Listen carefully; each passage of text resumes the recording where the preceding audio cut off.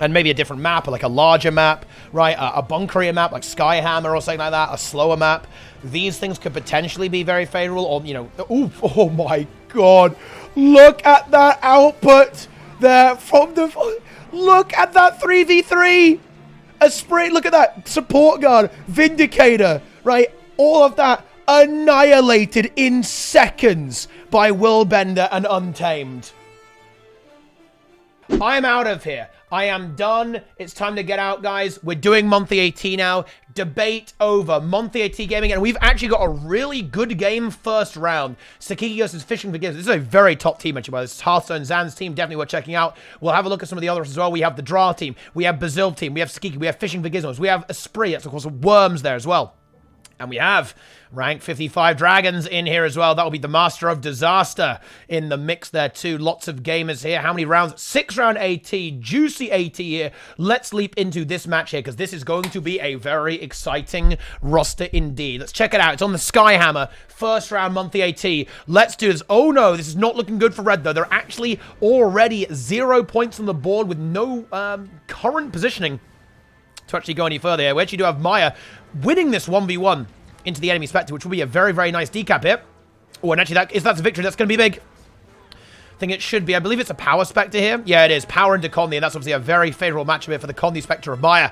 Able to quickly get that decap and try and get some points on the board for the red team, but they are 34 points down here, and it's on Skyhammer, and of course, the composition from the blue team is going to be slow here. Sakiki with Vindicator. We have Notamela here on a Spectre. Andreas on the Support Guardian. Miaz on a Mirage, and Synod on the Harbinger. So there's a lot of tankiness here. That's what you got to bear in mind. Like, very, very high durability builds from the blue team and the red team. It's a little bit more aggressive than the compositions we saw in the last monthly automated tournaments, actually. The addition of the Harbinger is the big switch up here. Having this Harbinger is really going to generate a lot more kills in a lot of encounters. I expect this monthly AT to be a lot more explosive just because of the addition of the Necromancer. Basically, Necromancer has been figured out now because the meta slowed down. Necromancer got better because Harbinger was having difficulty surviving when in really, really quick metagames, particularly before Ender Dragons. But then people figured out that if you play Death Magic, you can be pretty tanky, and because the meta was quite slow with not some crazy burst damage, it turns out you can survive on Harbinger pretty well and pack some serious punch, kind of breaking through a lot of the bunkery, durable classes that we see in the PvP meta right now. And that is a very key spec. We see the same thing from Xeon over here as well on the other Harbinger. Playing the build here. The build is going to be it's very much the same. It's going to be Curses, Death Magic, and Harbinger for that maximal damage output. That AoE quickness is very, very tasty indeed, believe me. Giving it to your allies too is very nice. You're next to a Revenant with that. They've got quickness now. They're blasting. Love to see that. Huge DPS output will be increased thanks to the Harbinger. Of course, the Elixir also providing the same level of utility to the group there as well, pretty effectively. Nico accidentally cleansing someone in the chat. No, actually just hard purging them. I like that. Big purge. I love that purge. Very, very nice indeed. Anyway, what else have we got here?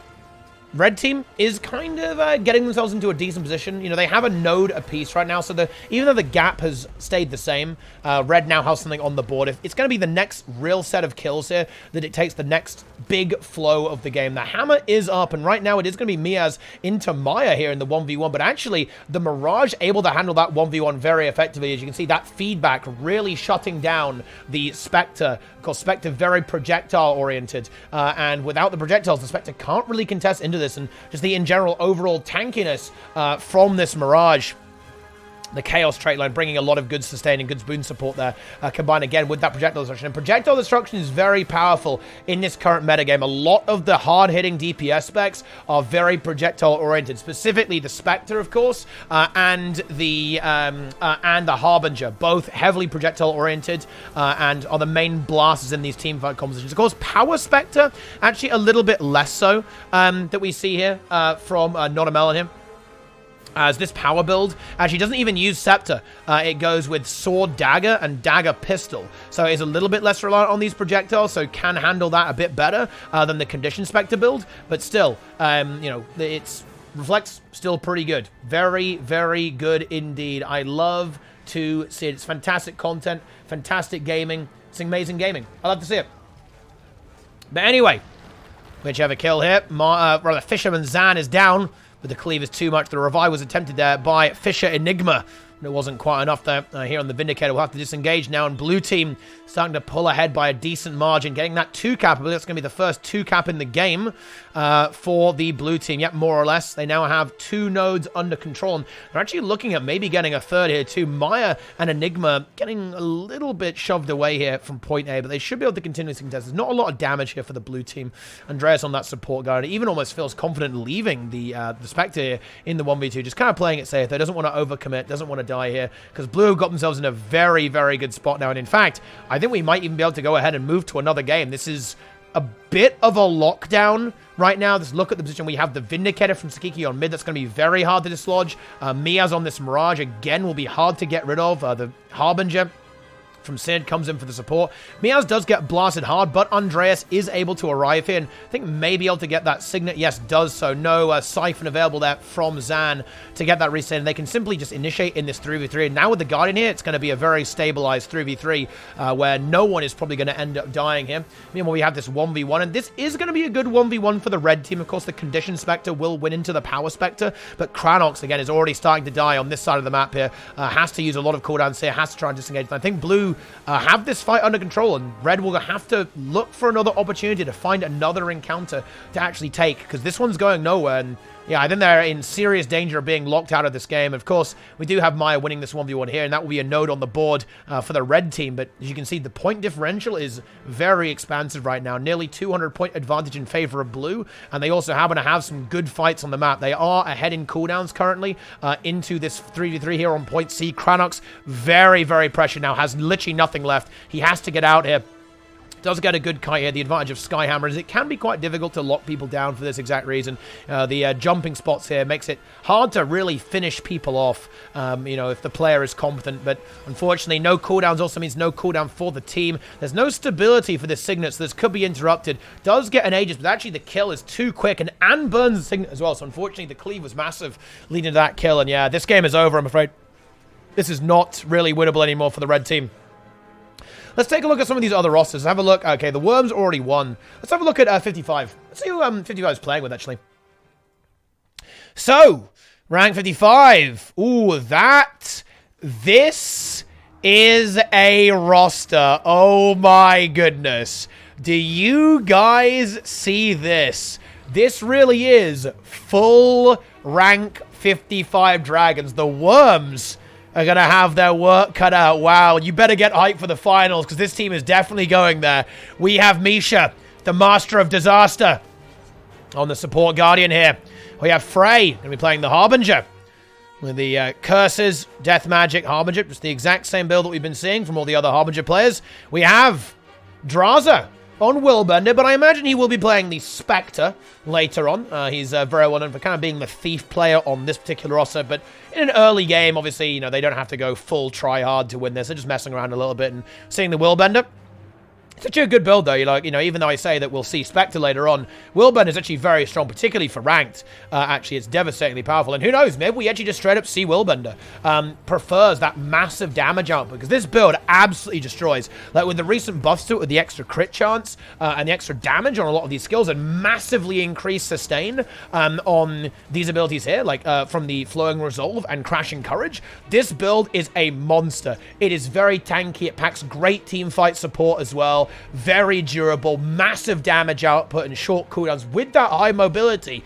Honestly, I do expect Spectre, but I wouldn't be completely blown away if we saw some experimentation here from Draza playing the Willbender, because it is a very powerful build, and with a comp like this, you could honestly, like, particularly with the Untamed coming through from Boyce, which may end up being a different class later on as well, but I can imagine almost like a massive Sledgehammer composition, just relying on massive roaming damage with the Untamed and the Willbender, just completely bulldozing the entire enemy team with just massive output with high mobility. Of course, Zan filling out the roster here on the Mechanist, which is a standard duelist build here. Not the most riveting thing in the universe to have a look at, but you know what? Mechanist gaming is here, boys, okay? Mech content, mech memes, but we'll see what this team actually ends up running here, because it's going to be interesting what they end up rolling, because I'm not sure who would actually play Vindicator here. I don't think Boyce would really want to play it. You know, he's certainly much more of a fan of Herald, which is what he's been playing in a lot of monthly automated tournaments, and indeed this roster recently. But maybe we're going to be seeing the Untamed, because of course Boyce, a lot of people might not know this, but Boyce is a big fan of Ranger, actually, and I think if he's ever given the opportunity to play Ranger, he'll definitely play Ranger. That's for sure. So we'll see if he's going to go with that later on down the line. But yeah, 55, obviously going to be one of the strongest rosters in this tournament. And I think that that's going to be very exciting to see them face off against some of these other top teams. I think in particular, the Worms. Because, of course, the Worms, there's actually a little, there's a little bit of content here, guys. There's no drama, obviously. But the Worms have been joined by an ex-Rank 55 member. In fact, some would say the leader of Rank 55 has now joined the Worms. It is going to be Syndrina, playing on the French Worms roster, kind of blending in there. I believe it's going to be, I think it's Raikon, Esprit, Goku, Azaz, and Syndrina are going to be playing there with the French Worms. A very, very powerful team indeed. Do we have anything else that we'd actually want to go and have a look at? Actually, this team here could be pretty interesting. The Nico Ni team.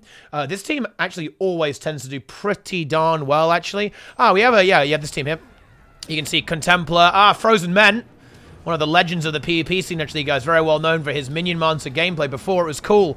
Kranel, of course, Quaggan's member. But now on this team here, on the red team, we have Zenvo, also another Quaggan's member. And also Nico Ni here on the Catalyst. Now, Catalyst is a fun one. This is another one that is, it's very much on, a little bit on the edge of the metagame. It's actually become very strong, both with multiple builds, too. People have been playing Hammer, although I think Hammer more of a ranked build rather than... rather than a competitor, a little too squishy. But certainly the Dagger builds and Dagger focus builds on Catalyst are actually extremely powerful. And CMC has finally got his wish, guys. Dagger Catalyst is actually very, very powerful. It has excellent mobility, high sustain with all the auras and self-healing that it can bring to the table, and very high damage output, actually, guys. Very, very high damage output indeed. So it's certainly a build that you could definitely see played there. In fact, you know what's real? This is a very exciting tournament, actually, because I think that every single profession has a build that would work at high level. And I think that's actually quite interesting. And obviously, it's mostly because the meta is still quite fluid, so it hasn't set yet. In general, the longer a meta goes on without changing, the more fixed it's going to end up be, right? It's going to end up fixed over time. But right now, the game is remarkably well balanced, I think. Okay, it's remarkably well balanced. Almost everything will see play or could see play at high level.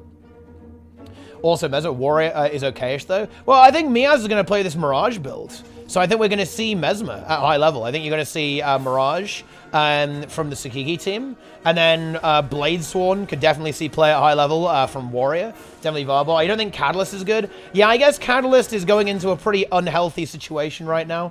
You're not going to have fun. You're not going to enjoy the Spectres and the Harbingers. That is going to be a little rough. I don't deny that. But you could play it. Any particular reason Syndra like 55? Look, times change, right? Times change. But yeah, red team get this win here. We're moving on to the next round. But yeah, I've got to say, the meta is surprisingly good, right? For a long time it was a bit stale, but the expansion has shaken stuff up, and I think there's been some solid balance changes that are certainly pushing, that are really, really pushing the game in a good direction when it comes to balance. And there's never been a better time to get into PvP, guys. Get into PvP now, get in the mix, and start blasting, because your profession has a build that's going to work at high level. You love to see it. Incredible gaming, my friends. Incredible, incredible content. And yes, finally after this, by the way, guys, I will try and do a PvP tier list, because I think that this is the stage where the meta is set enough that I would actually do a proper tier list. So yeah, tier list gaming is incoming, my friends, for PvP. Stay tuned for that. But yeah, I'm very excited for this tournament. This is going to be a great one. It's going to be a very, very good one. And again, the meta is good because the gap between these professions, as Noz said here, is small, right? The gap is certainly narrowing. The balance is improving significantly with the addition of the new elite specs and some of the patches that we've seen so far. Love to see it. All right.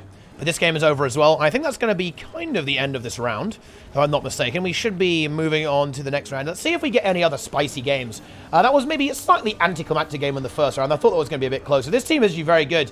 Fishing for gizmos, I think they're very, very powerful. Maybe not the ideal map for them, because they were playing with a double Spectre, I believe. And, yeah, Skyhammer, not really the map for that, to be honest. Their composition is not going to work super effectively. They're going to be much happier with the much larger, roaming-oriented maps. So, certainly a bit of a rough start there, a bit of a rough map pick for those opponents there. But let's see. Oh, we actually have the Hardstuck team into the Saki team. That will be fun for them. Oh, hang on. We have a team here, actually. Wait, draw into Hardstuck as well? Dude, Hardstuck Guild getting bullied. Holy shit. Unlucky. But we actually have a very, very spicy team here indeed. It's going to be the Worms into Ultra Scuffed. Of course, Ultra Scuffed is a derivative of a team known as Ultranum. And look, this team is no joke. You know, they haven't really been playing as actively as they used to back in the times of Master of the Arena. But make no mistake, this is a very, very skilled set of players. And in fact, they were the only team, okay, to defeat rank 55 in Masters of the Arena. They were actually able to win the EU regional finals. No other team beat them. So you should never underestimate this powerful roster of gamers. And here we go. Let's see who's actually playing. Because I actually don't know who Ultra they are. Of course, we know the... oh, wait, is that Cran? Yeah. Dude, I know it's... I see Femboy fan. Cran? Goodness me. Hang on. This is full Ultranum, actually. This is absolutely huge. Okay, Floody. Okay, a member of various teams. Leader of the Breach Boys and Ultranum as well. Ultranum Floody here. Cran back in the mix here too. Gornet, the Rotator, aka Fly. And Carablanca on Harbinger. Now, yeah, okay, we're talking. It's full roster, actually. That's exciting. This could really be a threat for the Worms here. This is no joke. Cran, of course, very well known for his Tempest gameplay, but obviously more than capable of playing any support at an extremely high level. Here on the Support Guard, just running the standard build for Support Guard. Floody on the Mechanist. There's nothing crazy here. Duelist Mech, you guys know the drill. It is the Harbinger from Gornet. The Sept... Oh, interesting. Playing no staff, actually. You know, a lot of Harbingers are actually still playing staff, but here it's going to be the Scepter Focus and the Pistol Dagger. Interesting. That does give up some utility here, of course, for the basically the trade-off of more damage, right? Like, you know, Spinal Shivers, more corruption, with a third skill, Feast of Corruption, Meteorologist, lots of damage output there, but less utility with the transfer and the AoE pressure, and poison and stuff like that. Other stuff. Let's see how that actually works out. Of course, you are a little bit more free to do this because you're a lot less life force reliant on Harbinger, because you you kind of get life force when you hit the Shroud button rather than consuming it, so you don't need as much to get value. And we also have the Rotator here on the Spectre and Calblanca on Vindicator. Going with Jealous. There's actually a bit of a difference here because, yeah, Azaz is a big fan of Legendary Alliance starts here, right? He's really big into this stuff. He loves it. He always goes with this stuff, almost like the more teamfight support hybrid-oriented build with the Salvation trait line. But a lot of other Vindicators are actually playing with Retribution, more almost like a duelist-focused build. Very tanky, a lot of sustain. Although, hang on, never mind. It was bugged.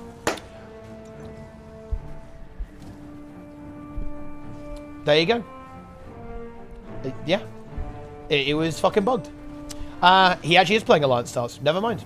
Anyway, it's also the ultimate big worm here on the Harbinger. Here he is blasting away. And we have Azaz on the Vindicator. Goku on Support Guardian. Raikon on the Mechanist. And Syndrina on the Power Spectre. I believe this is actually a Power v Power matchup. Yeah, both Fly and Cinder definitely... Actually, no, never mind. Fly is actually conditioned. And he's actually playing the very dual focus build with Seal Area. So really going for that very high 1v1 potential on this build. It was kind of like one of the builds that we saw Draza and Kazas play earlier on at the beginning of this meta.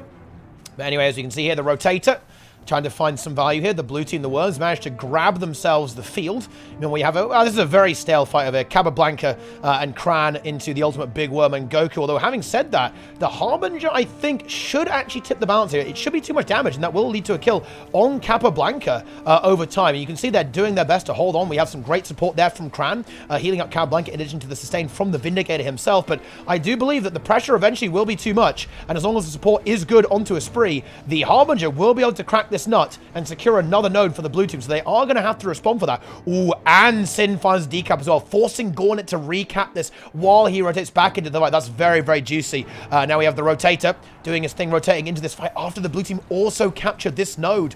Ooh, certainly a very tough start here. We're almost getting to a full map control state in favor of the Worms. Some good rotations there, and just finding these good 2v2s, being in the right place at the right time, has definitely paid off for them here in the early game. Just like a slightly better tactical opening from the blue team, but they've really reaped the rewards that you can see they're going to get a lot of value out of this. If they can find a kill, that is disgusting, and Syndra may be able to do just that onto Gornet. Cran does arrive right at the last second, bringing some incredible support onto the Harbinger. So looks like Gornet will survive, and they might be able to turn this around onto Sind. Has to burn his showers up just to cleanse there. Tries to stealth away, and I think he should be able to. Yeah, has a lot of shroud as well, so is good to go in that respect, at least for the time being. Floody getting pressured here on middle, actually. Does get his heal skill off, no problem, but blue team have the triple cap now. You can see how important the opener is. Red team just not able to find good fights. Blue team rotating extremely well here. Very, very well indeed. Like, they've had consistent fight advantages the entire map. Bear in mind, guys, this is a total mirror matchup. They are playing the exact same builds.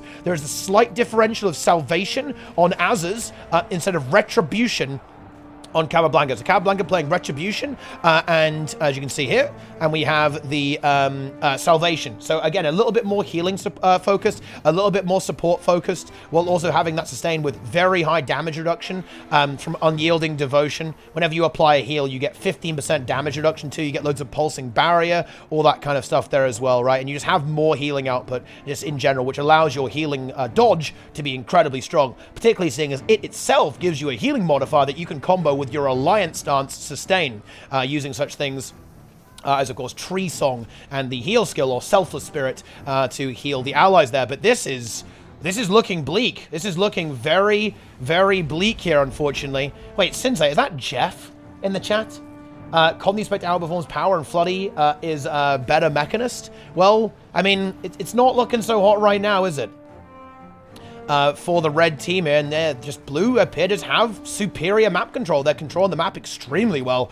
The Worms have clearly practiced for this. They're not mucking about. They want to come for the victory. They want to go for Master of the Arena. They want to go big on this stuff, because this is looking like some very clean gameplay. Now, we might see the first actual problem here. We do see Goku go down. I think Cran has stability. That will be a confirmed kill, so Ultron do get themselves a kill, and weirdly enough, I believe that's actually the first kill of the entire game. This point advantage by blue was pure matchups and map control, not even a single kill. That's really where the conquest element of the game comes in, but the first kill does go against the blue team in favor of Ultron. Ultron always very, very well known, actually, for their fighting, right? That was something that you really saw in prior tournaments, actually, is that they have extremely good mechanics when it comes to battling. And that's, funny enough, you know, a bit of history for you guys, because a lot of them are actually GVG players, right? So they're very, very proficient at team fighting, and taking these matches. You even see they're even coming ahead here in this 2v2 here with Gornet nearly taking out Syndra with that elite elixir. That is going to be a kill onto Sind. I don't think Azaz can res that. It's going to be way too much damage. So another kill is going to be locked in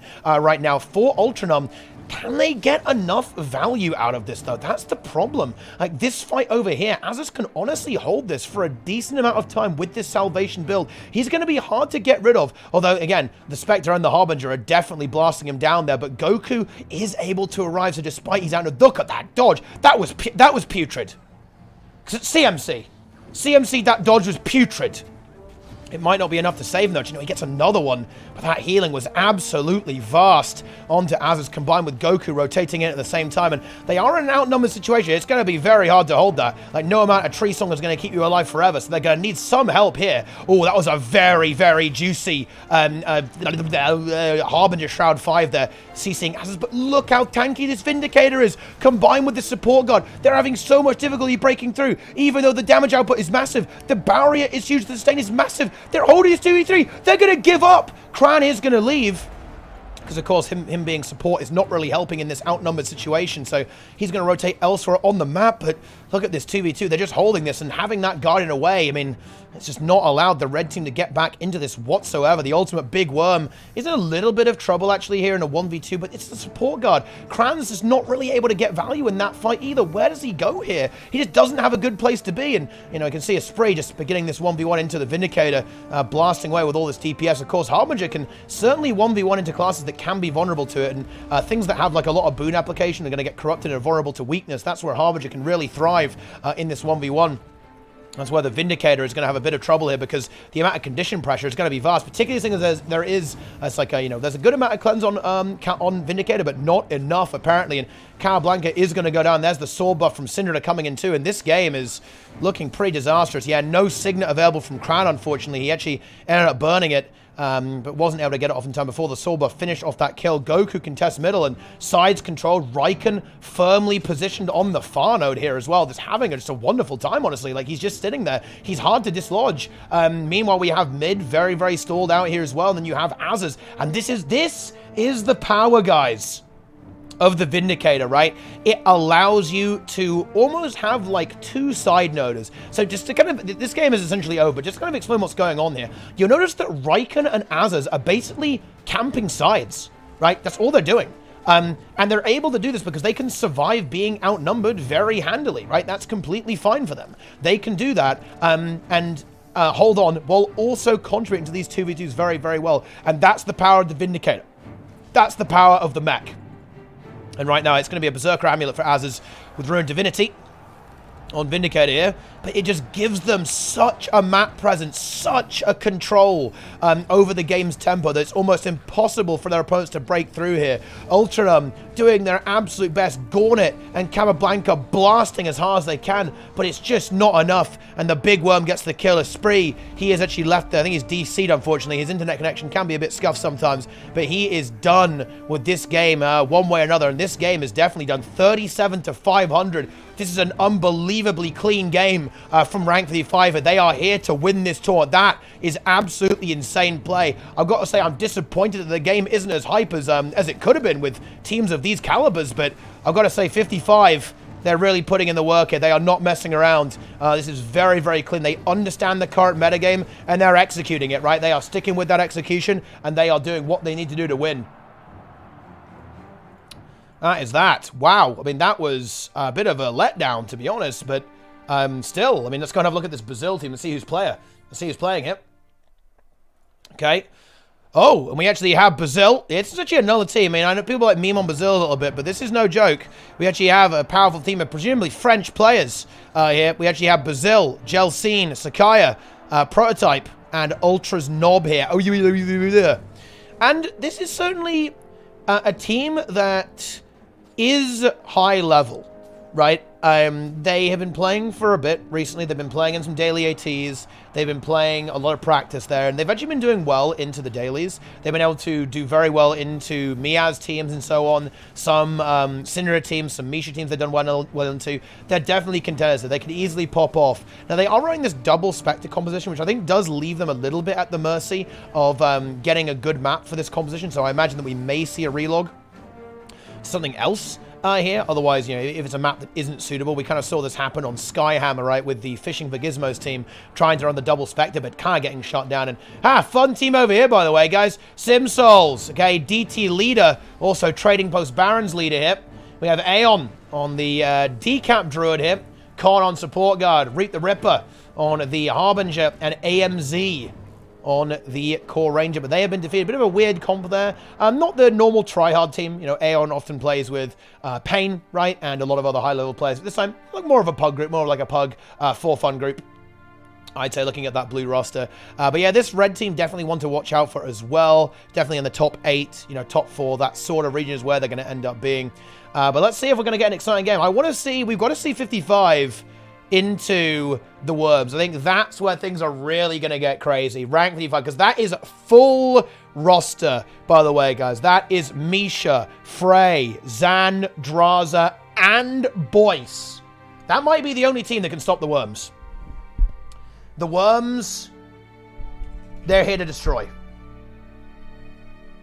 They are here to destroy.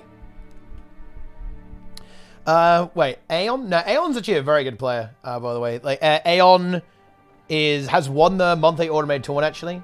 Playing support Firebrand. It was a long time ago. It was the Moon Gizmo for Quarterfinals, but no. Aeon is a very strong player, actually. Like, on her decap druid or support, it'll work very well. Not even close. Listen, dude, I am jealous of Aeon's impeccable fashion sense, okay? And Gizmo as well, but listen, you don't hear me getting all salty about it, you know? All right, let's move on to the next round. Let's go. What have we got here? Ooh, actually, comeback. Maybe? Ooh, they lost a player, though, and Nandal's in trouble as well. Could Blue somehow hold on to this?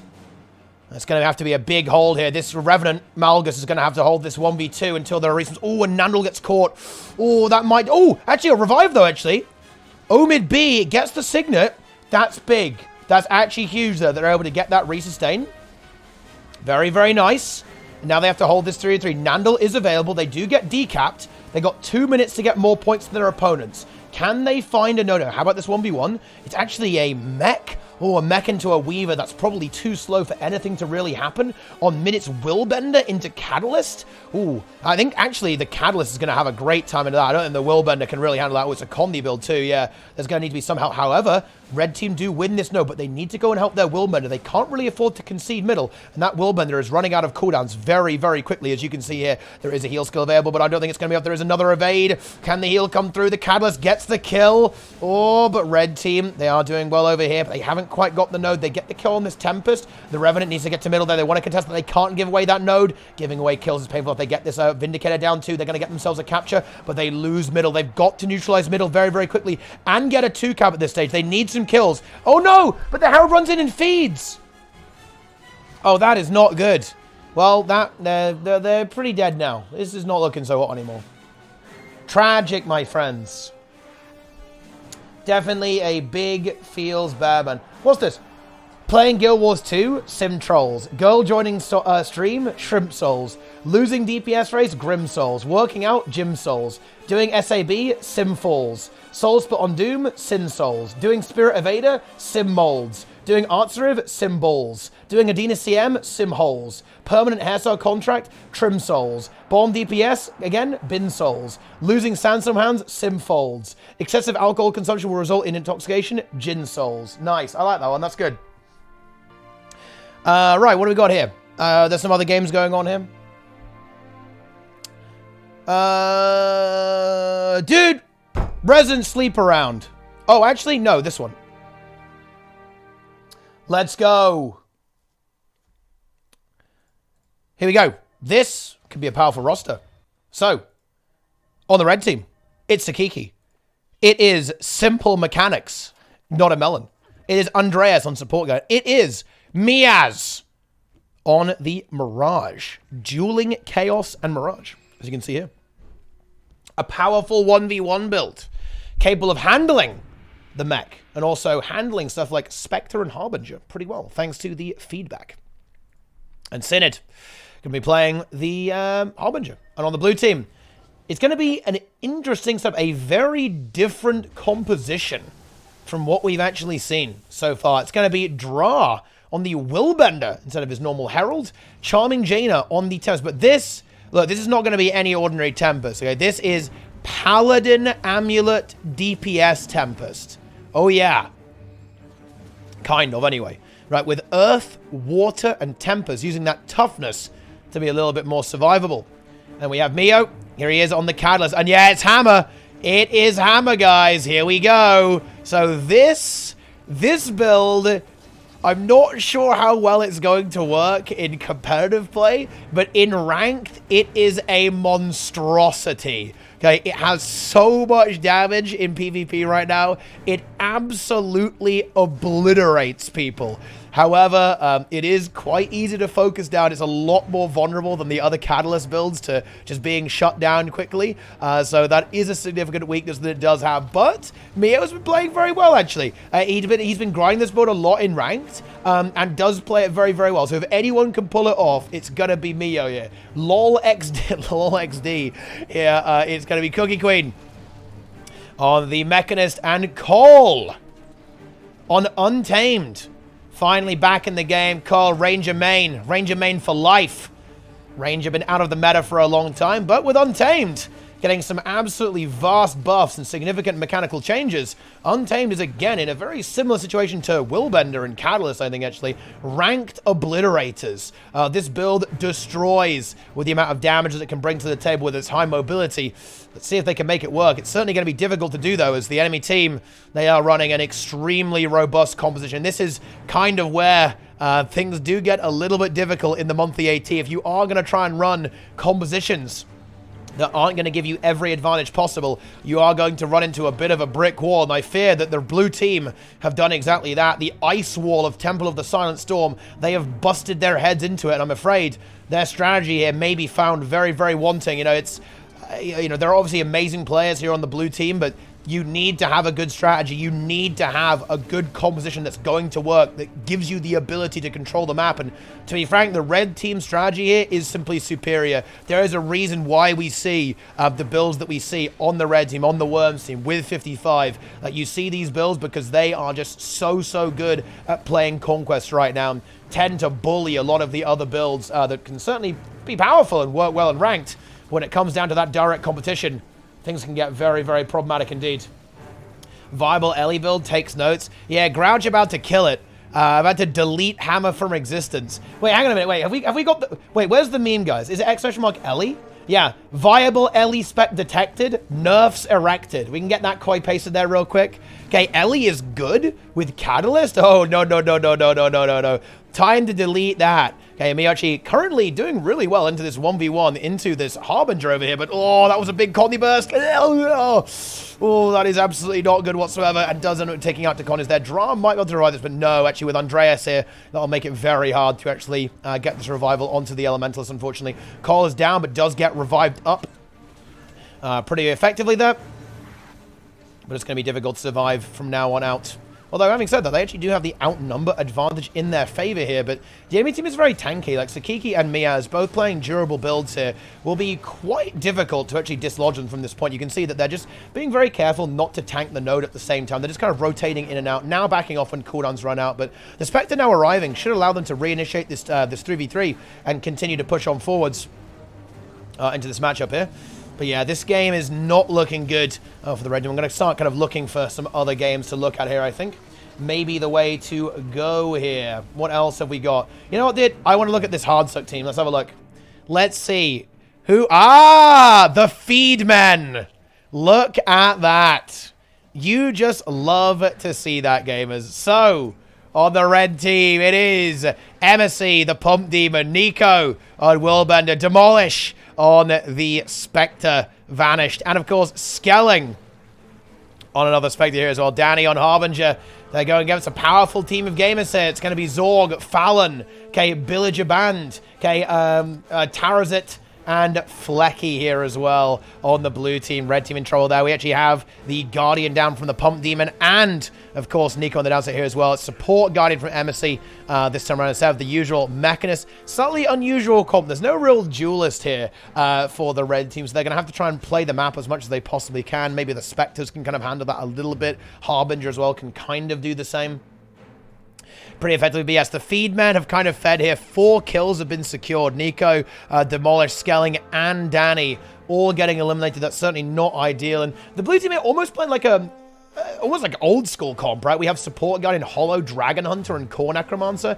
These are a lot of builds that you would have seen before the expansion, not so much after. The only EOD spec here being the Mechanist here from Tarazit. It's kind of holding down those siders effectively. And, oh, this is a little rough now, though. It's actually a triple cap against the Feedmen. They're going to have to really step up if they want to survive this. They've got to get some more done here if they want to get back into this. Fallon, Just moving over. He's actually playing Prot Hollow as well, so a lot of tanky builds here on the blue team. Foul on Prot Hollow and the Mechanist too. Now, there is a kill being secured here on middle. Rave in the downstate. If the Feedmen could secure that would be very, very nice, but don't think they can. Yeah, they can't get the cleave there. Nico is forced to use Renewed Focus, can't finish it. They might be able to get this kill again, but the enemy Guardian actually does have a Renewed Focus of his own, allowing him to reset his cooldown, so I think the blue team might be able to stabilize here unless the Feedmen can connect very, very quickly. Good kiting here from Rave as well. The nodes have been neutralized now, but the red team need to get some kills here. They nearly have Fallon, but Fallon was able to kite away effectively, and yeah, Danny dropped down and Fallon stayed up here. He's still getting pressured by the Harbinger, but at some point, yeah, he's going to have to drop down there, and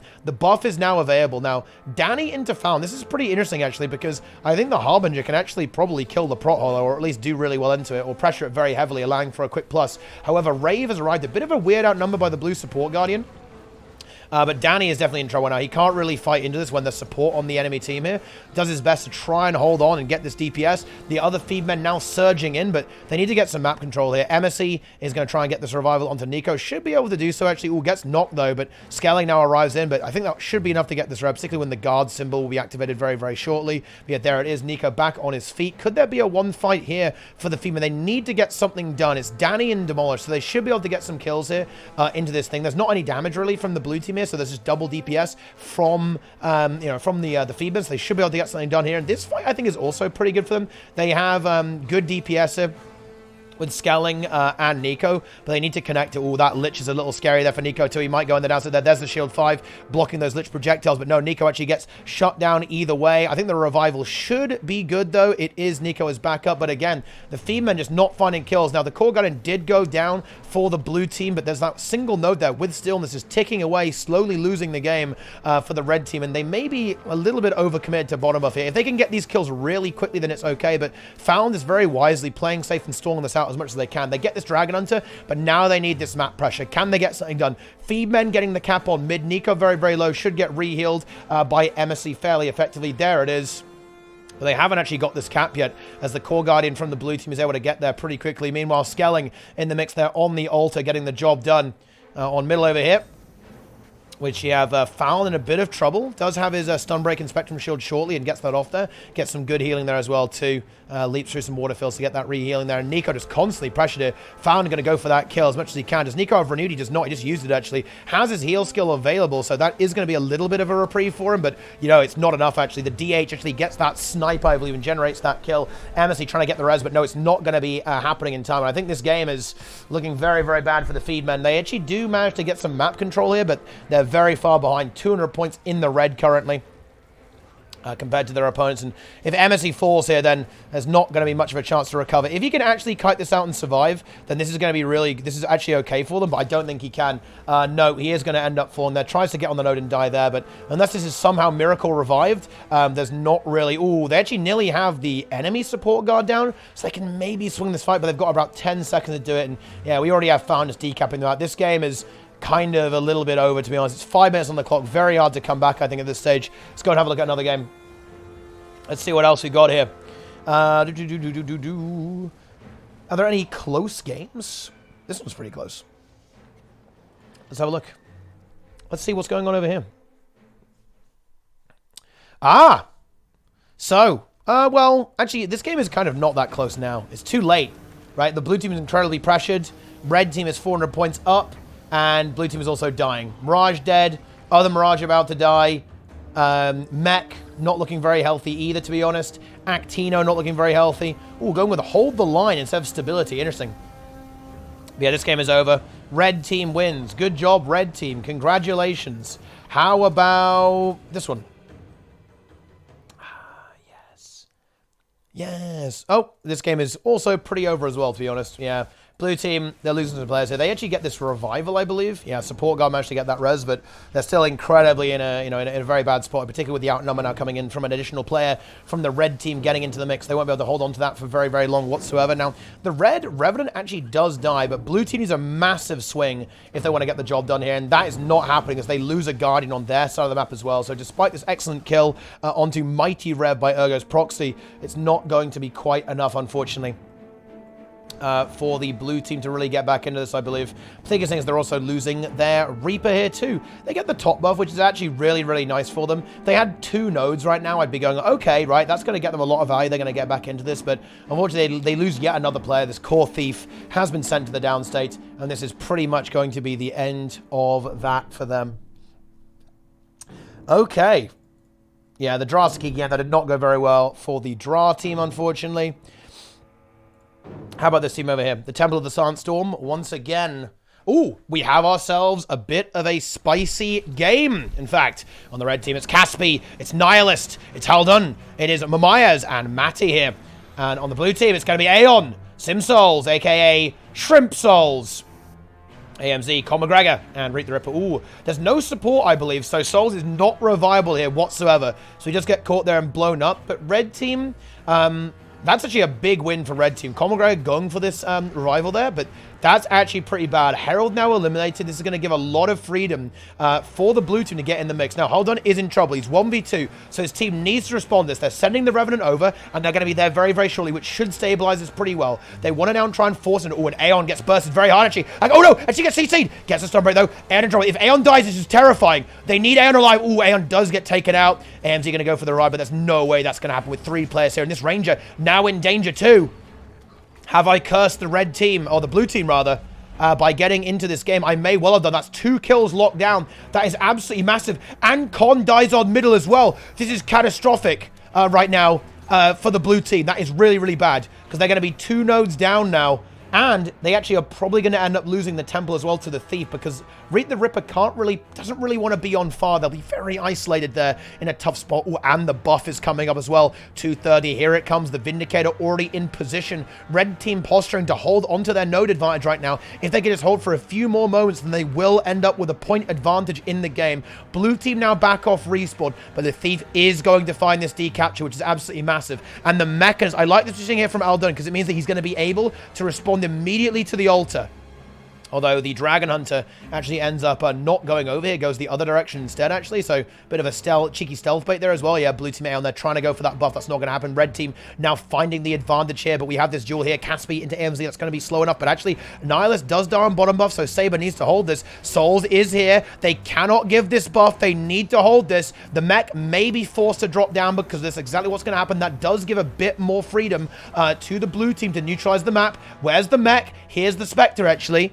The mech is not dropping down. It's actually contesting Aeon right now, but they do not want to give this triple cut away. They can't do it. They're going to have to keep feeding. The mech's going to have to drop here, I think. Don't see there's any other way around this. Matty will... Oh, actually ends up dying. Oh, my God. Oh, no, no, no, no, no, no, no, no. The mech did not drop her, and that's going to get punished hard at this point, because that's not going to be held. And there's the triple cap. Oh, no. That is an absolute disaster. A brutal punish, in fact, for not contesting into that. And the red team gets fully wiped out. The counter curse kicks in. And there's the double count there combined with the top buff. And that is going to be game over. That's GG. It is completely... And that is a reverse fold, a reverse crumble here. GG. End of game. Inhuman Love gets the win. Wow. There you go. That was the comeback. Let's see, what are we doing next? We've got to be getting to the juicy stuff now. Oh, it's... Oh, okay. Sakiki into rank 55. Let's go take a look at it.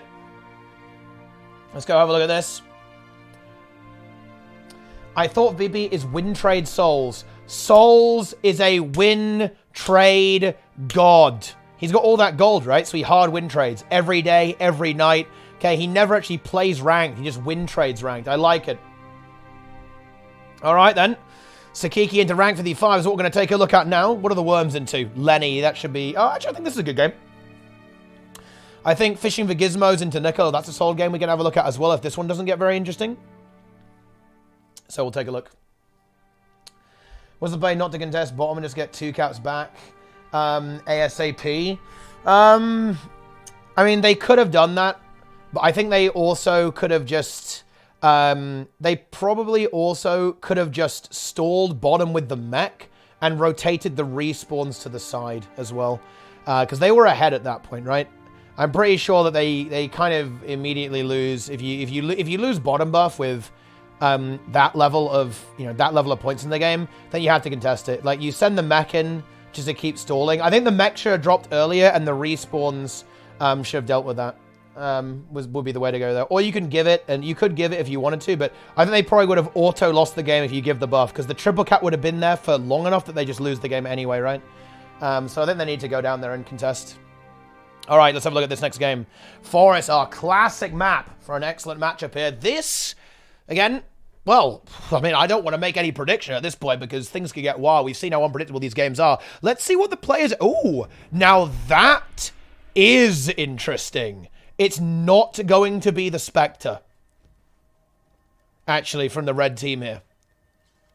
It's going... Wait, it's going to be a 0 support comp from 55. Oh, wow, now this is exciting. This is very exciting, actually. And it's DPS Mirage. Full DPS Mirage from the Master of Disaster, Misha. Harbinger from Frey. It's going to be Zich X, the Willbender from Draza. Zan on the Mechanist. And, of course, Boyce on the other. Look at the damage this team has. Look at the output. Look, I was telling everyone about this, is that the reason everyone is really bunkery is because everyone plays bunker. Now that we see a lot of damage, you can see the output that these builds are able to actually output onto their opponents. It's so much damage. Seer has been cleaved out here. Can Boyce finish? Look at this cleave damage. We're seeing massive output. They cannot override that. There's simply too much damage. And even without the support, they're able just to bulldoze through their opponents here.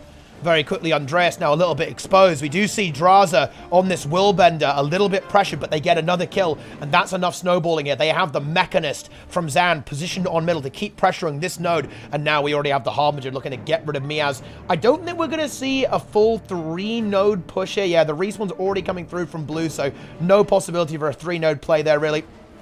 Listen, it's the fun thing about Mirage. Mirage actually is really good into the current meta. It absolutely devastates stuff like Core Guardian, Vindicator, and Mech, all this stuff. It just butchers it. It will absolutely rip it to shreds because of how much damage, boon removal, interrupt potential it really has. So I think this, we also actually spoken about that you would go with a Mirage just to go for this ultra damage composition, and you absolutely see this with this. So, I almost predicted this earlier, right? It's just all out damage. And this is the rank 55 style. They always prefer this. They don't like bunker metas. They don't like playing that. They much prefer this hyper-aggressive style. We saw it in Master of the Arena with the Grenade Holosmith.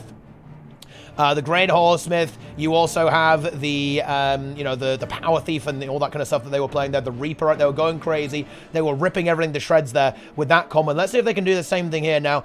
They are having a bit of trouble in asserting map controller, and this is of course the disadvantage of playing with so many aggressive builds, and of course without the support. It means they can't really hold. They're going to really have to continuously sucker punch their opponents and just throw them off balance as much as they possibly can. Of course, Zan, more than capable of being a duelist on this Untamed build, Boyce being seriously, they fucking troll me these names, man. Okay, Zan being very good on the Mechanist, and of course Boyce can duel on the Untamed as well, but they're just going to just keep killing things. There's just so much damage. They're breaking through these bunkers, right? Why play support when you can just do even more damage? Look, like I said earlier, I didn't finish my point, but what I was saying is that people tend to play bunker stuff, and then everyone plays bunker stuff, then the meta looks really slow. But it turns out that, yeah, if you play really aggressively into the bunkers, it actually does work. The bunkers aren't able to survive it. Like, of course, everything takes 10 years to die when no one plays a DPS build, right? You're playing like 4 bunkers on one team. Yeah, sure, nothing's going to ever die there, but we see the exact opposite here from the red team. Every single player going full, all-out damage. And honestly, I think the blue team's a little bit thrown off by this. They do not know what to do with this. Miaz just here, not really getting any value on middle. Kill secured over here onto Andreas as well. Synod going for this recap, but will now be pushed by Zan at the same time. Sakiki being driven away too. I mean, ooh, this is definitely a situation that the blue team is going to have to try and adapt to. Spectre here from Nonplus Ultra X, moving around looking for some value here, and we'll find this decap. There's nothing here, but a quick beast kill as well from Misha and Draza, capitalizing on that kill they got onto Miaz, getting those 25 points. Now, they did perhaps over push here a little bit towards this node. Zan was not able to control the henge, and his team did not get there in time to actually guarantee that they can control that node. So they have lost a little bit of map control here. And of course, the blue team's win condition is to slow this game down so they can control the map. If they can actually get their bunkers set up, it will be difficult for red team to find an opening. And this kind of situation is a little scary right now, I think, for the red team, particularly seeing as Zan is honestly not in a good 1v1 here. This Harbinger is actually going to do pretty well into this, particularly if there's a kind of a +1, right? Like, Harbinger has a lot of DPS. Of course, Zan, very, very potent, extremely skilled, actually, in this matchup, able to actually kind of make the best of the situation. Yeah, it's this full DPS Kara Mirage, and yeah, Draza now dies here. And this is one thing that's really scary. If red team players die, it ends up being catastrophic. Because if they ever lose their momentum, blue team, they're going to sit on node, and they're going to have fun. Yeah, Misha comes in there. They secure this kill onto this player here. That's big. And Andreas now left 1v3, and that's definitely the openings that red team need to continue this momentum. But you can see that blue team is actually catching back up here. They are absolutely getting back into this game. Although losing Andreas there is definitely a very, very serious blow, but they do have the 2-cap, and they will be slowly winning. And if we see Frey go down, that will be potentially disastrous here against the red team here. He is outnumbered. He's kiting extremely well. They're getting a lot of value out of that Spectral Walk to make sure that he is a little bit hard to track down. Now we see Draza back off respawn, so they're going to initiate this 2v2. Over here, of course, they're on enemy node, so they are losing the game here. But Boyce able to get over to middle and get this decap there onto the keep. So Kiki exposed here, about to get pressured massively by Misha, Zan, and Boyce coming through right now. Can they get this kill? The kiting is good. And red team, they're still making the strategy work. They're maintaining this lead. They're making sure that blue team are not able to ever get comfortable. They're never allowed to have 5 players live. Never allowed to have that little bit of a break, that relaxing time there. Ooh, great revival there as well, actually, from Andreas and the Spectre, although it may not even be enough as we see this Mirage here from Miaz getting absolutely belted down upon by the enemy team. Great support though from Andreas, able to get Miaz back up to a good amount of health and holding on to this node, and the Spectre gets the decap. Oh, and red team, they are a little bit trapped here. Their aggression's being blunted. They get Andreas. That's what they need. They do need those kills. But we might end up seeing this, again, double cap situation potential. Although, no, that's not even going to be the case as blue team forced to leave. Everything ends up getting neutralized once again.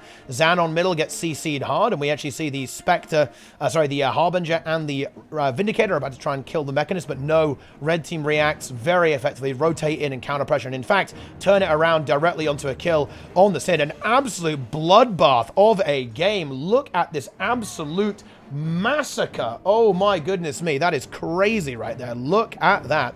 Huge damage output coming through from these teams, just getting kill after kill after kill. They get another beast, and of course, because they have so much damage, they can take beasts very easily. They can get a kill, get a beast, move on. Draza finds the kill directly onto Miaz again, setting those players back to a 45. This is exactly what they need to do, guys. It's what they need to do this stuff every single time. There we go. Rabid, it's 15. Yeah, it's Rabid Mirage for Miaz there, and Carrion for Misha playing the more traditional interrupt power block Mirage, whereas Miaz is playing a Duelist build. Now, this Duelist Mirage build with Staff and Axe Pistol. Red team now having a huge advantage, though, and this is the one disadvantage of playing the kind of bunkery styles too, or, well, another disadvantage is that if you get behind, it's very hard to get ahead. Just think how much it would take, how long it's going to take blue team to actually regain these points. Red team, even though it looks a little bit close, it's surprisingly non-close, actually. Like, red team has almost guaranteed their victory here, because I just don't really think that blue has time to get another 120 points off the red team. The red team will always deny them from holding a triple cap. They'll always deny them from having their players alive and being comfortable, able to sit on those nodes. It will always force neutralizations, and I don't really see a way to come back. I've got to say, what an absolutely incredible game here. This is a strategy that a lot of people view as complete trash. People say, yeah, it's awful. You only play bunkers, right? You only ever play bunker meta. You cannot play anything else. And they do the exact opposite, playing 4 DPS. Technically, there is one bunker style build here with the mech, but the mech, hey, it does some damage, all right? But there's, you know, it's very aggressive composition, and I'm going to be fascinated to see if they try and play this into the worms, right? If they try and play this into worms, that's going to be impressive. Now, I fear that we might see a slightly less interesting approach for the grand finals of this tournament, but who knows? Maybe they will. Like, if any team can play it, pull it off, it definitely is going to be this roster. This is certainly the all-star cast. Misha, Frey, Draza, Zan, and Boyce. True PvP legends here. And Boyce just wants to play Ranger, man. Okay, he just wants to play some Ranger. No Ranger, no Boyce. But here it is. This is going to be essentially the end of the game. There's not much, yeah, not much to do here at this point. I'm going to see Miaz push this. Of course, he has the duelist build, so don't think Misha will really bother taking that. He'll simply disengage away from that and move elsewhere. Although, having said that, he actually gets a massive burst onto Miaz, nearly instantly securing this kill. In fact, he may actually just go ahead and continue to take this fight. I think he perhaps wasn't expecting to do quite so well. But yeah, oh my god. Wait, hang on a minute. This is actually an instant win here for Misha. Misha just completely destroying this 1v1 into Miaz. Miaz in so much trouble. Gets his heal skill off there, but the distortion is good from Misha to deny the counter burst coming through from Mirage. And actually, Miaz in trouble. There will be some help coming through, though, actually, as Sakiki able to rotate in. But Frey actually matches that and immediately starts lambasting the Vindicator as quick as possible, beginning this 2v2. Right over here, and yeah, they're just going to go for Miaz here, as Miaz, of course, very low on cooldowns after that conflict, but it does not matter because the game is over. Wow. That's an exciting game. That's a big matchup there. A huge matchup from 55, crushing their opponents. Oh, and that round is... Wow, that was actually the slowest game. How about that? Is it Worms? Ah, oh, here we go. Here it is, here it is. It's time. Esprit, Soulmat, most powerful worm in the entire game. Okay. The big worm. Worm's leader. Is Korgard even playable? Honestly, CMC, that's a good question. Very good question. Maybe Korgard needs buffs at this point. Like, support rendered worthless. Every CMCW in the chat increases the number of stacks of stability that Korgard applies. And reduces the cooldown on Signet of Mercy by 10 seconds. All right, then. Let's see if they're going to... They are going to play it. Now, let's see if it's all going to crumble to dust. Because bear in mind, the blue team is the strongest team in Europe right now. They won the last month of the Ultimate Tour. They've been really tryhard. The Worms are very well known for being extremely tryhard. Okay, they always practice. And I love that, but that's not even like a rose. It's just like, it's a compliment, right? They always practice. They always scrim. They go fucking hard, right? They go berserk on this. Let's see if they can make it. Oh, we do see the Guardian from Misha. We do see the Guardian coming out here. So the support is here. More conventional play. So that's not a surprise. It's still very aggressive, though. Bear that in mind. We still see no Spectre. And we see Willbender, the Untamed, and the Harbinger all at the same time. So bear that in mind. It's still super aggressive compared to a lot of people are running, where they run these kind of more bunkery builds like Vindicator. And, well, ultimately kind of Spectre as well. Spectre are very defensive. Lots of support built into it as well. So very aggressive here from this build. And actually just Forsaken, they just think they think they have enough mobility on the Willbender and the Untamed just to kind of counter the Spectre in a way. Because of course, Willbender is very, very fast. And so is Untamed. Untamed has this excellent port ability, unnatural traversal, in addition to all the usual range of mobility. Greatsword in particular is great for moving around the map very, very quickly. And that does give them that ability to move very quickly. Let's see if they can break through, because this is going to be their greatest challenge. They're going for Goku here. Goku in trouble. Has to use Noodle Ray. They're going to stay on him though, actually. Oh, and actually, the hunt is here. The Untamed from Boyce is about to connect some good counter pressure though from the Worms. They actually get Goku out of there pretty well, but he is not. He's dead here. There's no way he survives this. This is too much. And that's going to be a kill, and the cleave will be massive here as well. You look at that greatsword spin there from Zich X. Draza just annihilating. And the first blood, it's going to go to the red team here. Looks like Draza thinking about pushing into the mech. Will get shot down there by a spree. Ultimate Big Worm engages here, and yeah, this is where Draza has to be careful. He does not want to die here. There's the renewed focus coming through from the Guardian. There we go. And he should be fine. He's good to go. Double uses the F2 to escape, and Raikkonen actually doesn't end up getting taken out, though. Boyce somehow manages to find a ridiculous kill. Can he actually kill this? It's going to force the Signet. Draza not able to make it. That was a ridiculous play from Boyce there. Somehow find a kill in that 1v2. Okay, you know, well, I mean, look, I don't know why I'm surprised at this point. But anyway, It's certainly a very intense matchup so far. Syndra going for a kill here onto Boyce. And oh, yeah, the Untamed. It is a little bit squishy. And oh, my goodness, that Spectre annihilates. But I think the revival is actually good. Great discipline there from Draza. Oh, but Syndra takes a massive amount of spike damage for that there as well. I think that's going to be a dead Spectre. It is. Can Raikkonen and Goku heal this? Oh, he's actually going to port up. But look at that. This is what happens, guys, when you give every single spec in the entire game a port in the expansion. Okay, immediately they are on that downside. There is no escape for the Spectre. They get absolutely blitzed into like a fine pulp. However, the Worms are still exerting their influence on the map effectively, right? Using that mech, using this Vindicator to control the map, and they maintain a point lead despite having a few problems in some of these fights. Their damage output is not quite enough to break through an Az's. Oh my goodness. It's that quick 3v1. Blue team not able to respond in time. Just absolutely deleted trying to get to the support gun. And this leaves Goku very exposed. You can see, right, he's 1v4 essentially. The big worm is not here. Syndra's not here either. Good kiting from Goku is going to just barely get him out in time, you know, away from that massive marauding force. But he's still not out of the woods yet, actually, as we see both Draza and Boyce, the Untamed, about to destroy here. Goku moving forwards here on the support Guardian.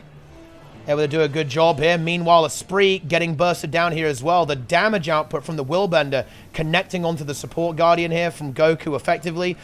We see Esprit trying to hold on as best as he possibly can. Boyce very pressured on middle. Gets his heal off, though. But I think he's still going to die. Do we have a Signet available from Misha? We actually do. But actually, it's not going to be needed as Boyce was able to just barely disengage. You can see that mobility is very close. Porting to the Treb there. That was a nice little play from Boyce, actually, to use that mobility in a way that's very defensive rather than offensive. He's able to kind of get rid of his attacker there fairly effectively, and Goku is going to go down here in middle. Through all of this, though, blue team, they still have the advantage. But with that disengage from Boyce, that's going to end now as they get over to the mansion, and they're going to start capturing that almost immediately. Meanwhile, we have the ultimate big one trying to push into Zan for this 1v1, perhaps a 2v2 combined with Syndra and, of course, the Guardian here. It's going to be hard to break through. I think the damage output from these two players may well be enough to get through here, though. Meanwhile, Sin goes back to middle to support Azaz. But blue team, they need an opening right now, and Raikkonen is just dead here, actually, as well. Raikkonen tried to fight into the Untamed. Boyce, having none of it, instantly kills it, and then moves on there. So much DPS, actually. Tail Swipe Gaming activates. Any Tail Swipe enjoyers in the chat, guys? Because I know Boyce is, and that's going to start the triple cap there. Just too many deaths on the side of the French Worms. They have been completely shut down now. They're locked out of this game. And like I said in the previous game, guys, it's going to be hard for them to get back in because they don't have the same level of explosive power that their opponents have. Red, of course, they have a little bit of a tough time holding, but if they can just keep this momentum going, then it's going to be very hard for the Worms to get back into this. Very, very hard indeed. Goku in trouble. Has to use Renewed already. He's just so pressured. The aggression is relentless from Boyce and Draza. They just aren't able to survive. They simply cannot survive enough. Zan is down, but Misha rotates in. The Master of Disaster saves the situation on his support Guardian immediately with a Signet, restabilizes Zan, and then moves to support Frey. And in fact, go for a kill. And Goku is down again. And Sind actually dies as well. Gets just ticked out a little bit by a few shots from Boyce. And this is actually a massacre. To be honest, this is, again, you know, the points don't quite tell the story of how difficult this game is for Blue. I mean, Blue team have got some points almost like coincidentally because they just happened to hold the node for a little bit. They're kind of dead in this game. I think they're going to have to rethink this. They're going to have to change their strategy. This is not working. 55 have found the answer to this. And again, okay, gamers, I really want to say this. It is super important to recognize, okay, to recognize this. It's not, you know, if the meta is slow, it doesn't mean that that's actually optimal. Certainly, this composition from the red team is clearly superior to the composition on the blue team. It is absolutely dominating this more slow-paced bunker style. The aggression, the damage output, and honestly, I would never have guessed you'd drop Spectre. I didn't see that one coming at all, but it makes sense when you want to play this like very Roma-oriented style, right? When you want to play this style where you are moving around killing, so you want more like brawlers, more bruisers, and that's kind of where Spectre is going to fall off a little bit, right? You want this massive damage output. And that's just of it. The Core Guardian can be very, very good indeed. Core Guardian, Willbender can be very good, particularly after the buffs. Now, of course, in the all-out team fights, they are going to have a tough time. The blue team's just going to have more sustain, more muscle, and we see Draza die there, so maybe a little bit of an over-greedy fight there from the red team. They probably need to disengage. They weren't able to get a kill quick enough to actually snowball that fight in their favor, so that is going to give them a bit of a setback. But again, blue team don't really get a lot out of this, and look how annoying this is. Yeah, Goku locked here, his voice pushes on the Untamed, forces the Vindicator to move in. Now, maybe the Vindicator can fare a little bit better into the Untamed, and it looks like we may even see Boyce leave this. Let's see if he's going to actually take this 1v1. Let's see if he feels confident to do so. Looks like he is going to go for it, or at least, again, try and hold the Vindicator here for a little while before he gets bored, but it might be a little bit difficult for him to kill. There's a lot of sustain on this Vindicator. The blocks, and Boyce isn't going to waste his time. He's just going to go ahead and leave now and try and get a kill. Of course, Azers will follow this pretty effectively, but the blue team, again, they're already a one node apiece, right? Red have the clock tower here as well, and the fights are not really that good for blue currently. Frey and Zan, they have kind of forced Riken away, and we're going to see Frey probably continuously 1v1 here. This allows Zan to be really annoying elsewhere in the map, and this Mechanist will be extremely vulnerable. Riken will be very easy to kill with a +1 if that ever happens, say from Draza, for example. Meanwhile, Zan just holding down middle. This allows Boyce to go ahead and rotate to far, forcing the bed. Look at that tail swipe. That was a putrid tail swipe. That was like 1/3 of the Necro's health in one shot. Tail swipe gaming, guys. Every CMCW in the chat increases the damage of tail swipe by 10%. Absolutely putrid skill there. Nearly destroys that Necromancer, and again, just kind of forces these rotations out from their opponents, slowing the game down even further, denying the ability for blue team to come back into this. Frey in a bit of trouble. Wants to use the Elite Elixir to hold on. Although has some support from Misha, so may not have to do that. Nope, immediately does that. Syndra gives up after he sees that Elixir, goes for a kill elsewhere. But where are they going to break through? Looks like the target is going to be Boyce, and Boyce does have his block left over. Is there any support from Misha? I think he's a little low on cooldowns right now. Yeah, he doesn't really have that much. Goes for the Signet, has the stability. Oh, very nice Siphon from Sin, gets the target, and that will guarantee the kill. That's big. That's very, very big. If they can get a clear, that's big. And they're going to get Zan. Oh, this is what blue team needs. Very nice Signet precast, though. I'm not sure it's going to be quite enough. Yeah, Zan is going to get shut down. If Misha dies here, that would be truly catastrophic. Ooh, and he's not super safe. He's going to try to run to Boyce. He can port to Sind here. It's exactly what he does. I think Riken, same difference, really. But he's still really pressured. Does have renewed focus. Going to have to blast that now. Can his team peel him out? Maybe some stealth blasting from Boyce could help him peel out. But no, that's not going to be the case. Although somehow Misha has managed to hold on support guard here, and we'll move back towards his team over there with the Harbinger and Willbender, and should be able to survive long enough to hold on it. Oh, look at that. Sin just gets absolutely nuked by the Willbender from Draza. The damage is very, very high indeed, and Sin's got to be careful here. He does not want to be here right now. He needs some healing. He needs Goku to support him up right now, and that's not going to happen. There may be a Signet. There is. Is it interruptible? Of course, they can't really interrupt the Signet very well because there's no Thief on the red team. There's no Spectre to get through that stability, so that does give them that vulnerability, but they have so much damage, they just kill things over and over again. Frey now in a little bit of trouble here as well. Does go into the downside. Oh, and that's scary, actually. Misha dies, and I think Draza may end up dying here as well. That's very bad for red. They're going to lose a lot of momentum off that. If blue could actually set up a map state from this, that's big. And they're bleeding Frey and Misha. That's very, very good. Syndra actually, dude, Draza actually fucking activates. Holy shit. Actually somehow manages to kill Sind in that chase little sequence there, despite being incredibly pressured. Let's see if blue can get away with this, though. Oh, no, they can't, as Azaz is eliminated here by the disengaged Willbender and Boyce, who's going for that push, really wanted to get that, but can't. Oh, if they could have had that, 2v2, the Vindicator and the Harbinger, it would have been fantastic, but that's just not going to be the case, and Esprit kind of going for a kill here on Draza, but I don't think that's going to work. It might even cost him his life. It does. Goku has... Ooh, this was very greedy here, and that's going to get punished. There's no Signet. Goes for the stability, but rezzing that's not going to happen. In fact, Goku might end up giving his life for that. In fact, has his renewed focus, some extra cooldowns there, but look at this DPS output here. He's going to try and die. No, that's all he can do at this point. He knows that, that he has to do it. Although gets recent a bit from Azaz. Ooh, that was a... can he hold on? I don't think so, no! Azaz is there, but it's not enough. Even the Vindicator. And that was honestly, that might have been kind of the end of the game there. I think they had a potential to come back, but I think a little too greedy on these rotations. They needed to wait. Azaz and Esprit needed to go together. Goku could have then stabilized the fight after a while, but they just went a little bit too early. And 55, they pounced on that and they punished it. They punished it big time. They absolutely did. And it's going to be a close game. It really is, but it's not going to be close enough, I don't think, for the blue team. They will fall here. I think that, we've got to give credit where it's due. I do think the blue team kind of figured out what they need to do. So I think we're going to, well, to be frank, I think we're going to see this. I think we are going to see this in the finals. This is probably a preview of what's to come. And maybe a different map, or like a larger map, right? A bunkerier map, like Skyhammer or something like that, a slower map. These things could potentially be very favorable. Or, ooh, oh my God. Look at that output there from the... Look at that 3v3. Esprit, look at that. Support guard, Vindicator, right? All of that annihilated in seconds by Willbender and Untamed.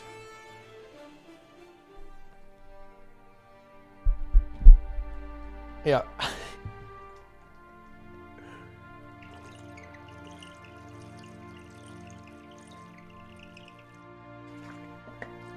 Yeah.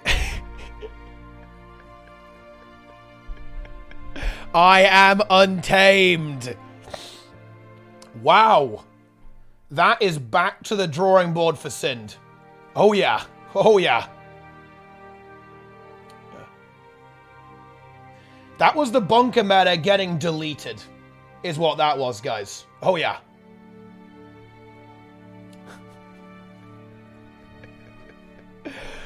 Well, now, there is one thing that we're going to talk about here, guys.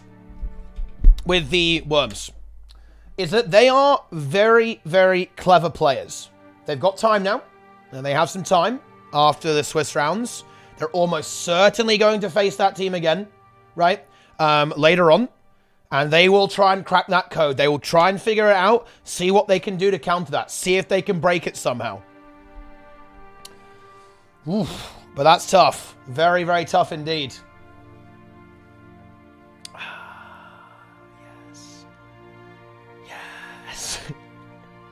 We've got some games going on. Ooh, Sakiki versus Brazil, and it's very close. In fact, Brazil's team ahead, but they're down on points right now currently. And we have Brazil, Jelcine, Sakaya, Prototype, and Ultra's Knob on the red team. Sakiki. Okay, Notamelon, Andreas, Miaz, and of course, Synod on the Harbinger. Red team getting back into this. They have that too. They've got to hold on for a little bit longer. What is blue team looking for? Where is the opening they're trying to find? Herald very pressured. I think blue team needs to be very careful in this fight. No heal skill for a while on this Herald. Tries to hold on as best he possibly can. Has some evasion. Has to go on staff there. Will survive quite nicely. They don't want to give up their only node whatsoever, though. That would be an absolute catastrophe for them. They're not going to do it just yet. They, in fact, managed to get a neutralization here on middle. Pretty effectively. They now have the Spectre from blue holding that off. So they're going to maintain their lead. Ooh, and I like that a lot. Yeah, Brazil actually, they're actually running the double Spectre here, and they both run Shadow Portal. Yeah, Brazil is a really big fan of Shadow Portal here, and he actually used that to immediately get this decap and even full cap here, and they even win the fight here. They get Synod down. They're about to get Notamelon too. Sakiki very pressured, gets the great reheal, but that might actually lock the game for blue. I think so anyway. The Spectre is actually going to have a tough time into the Mirage, but they can bunker this throw. They can hold it for a while. They get the decap on middle, and with 2 kills there and only 4 minutes left on the clock, and they're nearly at 400 points, it's going to be very, very difficult, I think, for red team to actually really reclaim their advantage in this game. It won't be, actually, it's going to end up being a triple cap here too, yeah. And honestly, a triple cap at this stage in the game almost certainly spells the demise of one team or the other. They're even going to go hard onto Andreas. Support gunning comes in there to try and support Brazil. But yeah, Andreas already eliminated it. If this dies, that's game over. They have to res. They must res this. They cannot let this die. Or this game is well and truly over. Ooh, and yeah, they can't do it. That's 400 with a kill against. 5 points becomes incredibly relevant there too, of course. And yeah, 410 points. I don't really see Red Team being able to take a fight anytime soon. Wow. Wow, wow, wow, wow, wow. Yeah, the names are trash. Look, I'm going to get all the PvPers together and tell them to use proper names, right? Look, one day I'll fix it, okay? I'm going to make it happen, guys, okay? Easy peasy, easy game, easy life. Anyway, blue team still robustly holding firm on this double cap here. 440 points. And look, you know, if you're red team right now, you're sweating. You're 150 points behind almost at this stage. And with a 2 cap on the enemy team and no real hope of breaking through. That's the advantage. There's not a lot of DPS here, right? It's all very defensive builds. And that's being punished here. They cannot break through this. And all the blue team need to do is hold. They don't need kills anymore. They don't need nos. They just need to not die. And that's what Brazil's doing here, right? He's just stalling this 1v1 for as long as he can. Doesn't even need to look for the kill here. Obviously, Spectre is a powerful 1v1 build in its own right, but he doesn't even need to win. Yeah, we have the Spectre from the red team coming in, and that will probably kill Brazil, but just dying on node at this stage is more than good enough to actually win the game for blue, and they will secure victory here. That is the end of that. Mirage's utility skills? Yeah, it's Feedback, Signet of Illusions, and Blink with Jaunt and False Oasis as the heal skill. There you go. But yeah, blue team get that victory. That's probably one of the slower games there, I think. We'll probably be going on to the next round very, very shortly. Okay. Wow. Let's see what we have coming up next. Do we have any big games? Any big, juicy games in the mix? You know, Esprit versus Brazil. Now, that might be a fairly interesting game. Let's see if they can rebuild their morale, if they're going to do some relogs or anything like that. That could be pretty spicy, I suppose. Spectre is bad. I don't think Spectre is bad. For example, I think the composition that that the 55 are playing right now, it would probably work with the Spectre as well for that roaming damage. I think it's just that the way it's going to work out is that they really wanted to play. They wanted to play like the Ranger and the Willbender, right? But for example, I think you could definitely have Spectre and then a Willbender. That would work pretty well too, or the Untamed as well. So let's go ahead and do some predictions here. So it's going to be oh, someone declined. Oh shit. Okay, there was actually a decline. Never mind. But note here, 55 and Worms are on the other side, so they have to meet in finals. So it's going to be 55 into Lacasse, and this will almost, I mean, look, honestly, these games are probably going to be very steamrolly. 55 will probably crush this roster. I don't know what it is, but we'll see. We'll certainly see what's going to happen here. But yeah, I don't think Red Team can do much here. This is probably going to end as a 500-0, unfortunately. Might as well have a look. Just look at some of these builds here. So if you're interested in the Untamed setup being run by Boyce, it's right here. We have Marksmanship, Beast Mastery, and Untamed. There's the build. It's going to be with Great Sword and Longbow. You can see the skills here. We heal as 1, Protect Me, Unnatural Traversal, Mutate Conditions, and Forest Fortification. With Berserker and Doliak Rune. Intelligent Sigil, Energy, and Cleansing Energy Sigil on the Longbow. Zan, just playing the Normech. Nothing crazy here.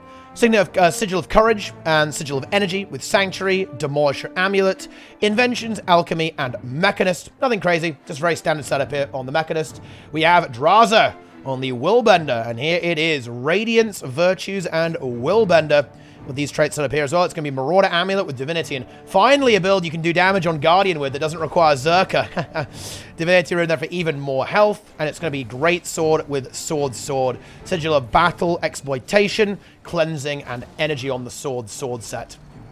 A little more defensively focused. Very standard Guardian utilities, Reversal of Fortune, Judge's Intervention, Whirling Light, Contemplation of Purity, and Renewed Focus. We also have Frey, just normal Harbinger. Rune of Awe, even more durability and condition damage and reduced incoming condition duration. Here, as you can see, with the Carrion Amulet, Curses, Death Magic, Harbinger. all the normal stuff there. Worm and Spectral with Corrosive Poison Cloud, Projectile Destruction, and then just Mass Necromancer Mobility Toolkit for stun breaking and for getting out of bad situations. Very classic. And Misha, this time he's going to play support guard in the finals, I'd imagine. But just this time, it's going to be the Domination, Illusions, and Mirage approach. There you go. That's the way that's going to go. This game is not going to be very interesting, though, realistically, because it's going to go very, very much one way, as you can see. Red team having a very tough time surviving into this. Attempted Signet may actually land onto Caspi there. No, it is not. It is interrupted and shut down, and that'll be another dead Core Guardian. Blue team get the triple gap, and that will essentially end the game. I think the Dra versus Fishing for Gizmos game is the one to watch here, and oh my goodness, yes, it is. We are 1 point separated right now with a map entirely neutral on the red team. It's going to be Xeon on the Harbinger, Hearthstone Zan on the Power Spectre, Enigma on the Vindicator, Cranox on the Support Guardian, and Maya on the Spectre. On the blue team, it's going to be Dran Spectre, Visop on the Support, Tempest, Mio on the Hammer Catalyst, Asu here on the Untamed, and Cole on another Untamed. So, the big focus is this massive team fight over here. Xeon's going to be one to go down here. Cranox does not have his Signet up, so he can't revive this very effectively. They're going to have to give someone disengage. They need to leave this fight now if they possibly can. Maybe Enigma and Cranox can try and hold, but no, that's not going to happen. There's simply too much damage. The output is huge. Zan comes in, but I don't think that Gravity Well is enough for a revival. They're going to maybe attempt it, but no, it's not going to be enough. And Zan's got to get the hell out there. Enigma does manage to hold off quite nicely, but actually, he might end up going down, so he's in a lot of trouble. Doesn't really have any corners left over. Yeah, Mio finds that kill. Very, very nice indeed. I love to see that. That is absolutely massive. It's a good advantage there for the blue team. Now, let's see if they can actually convert that. Red team going for a regroup. Very, very intelligent. That's what we like to see. No pressure right now onto the line right now from blue. They're going to play it a little bit safe and just hold on to what they have.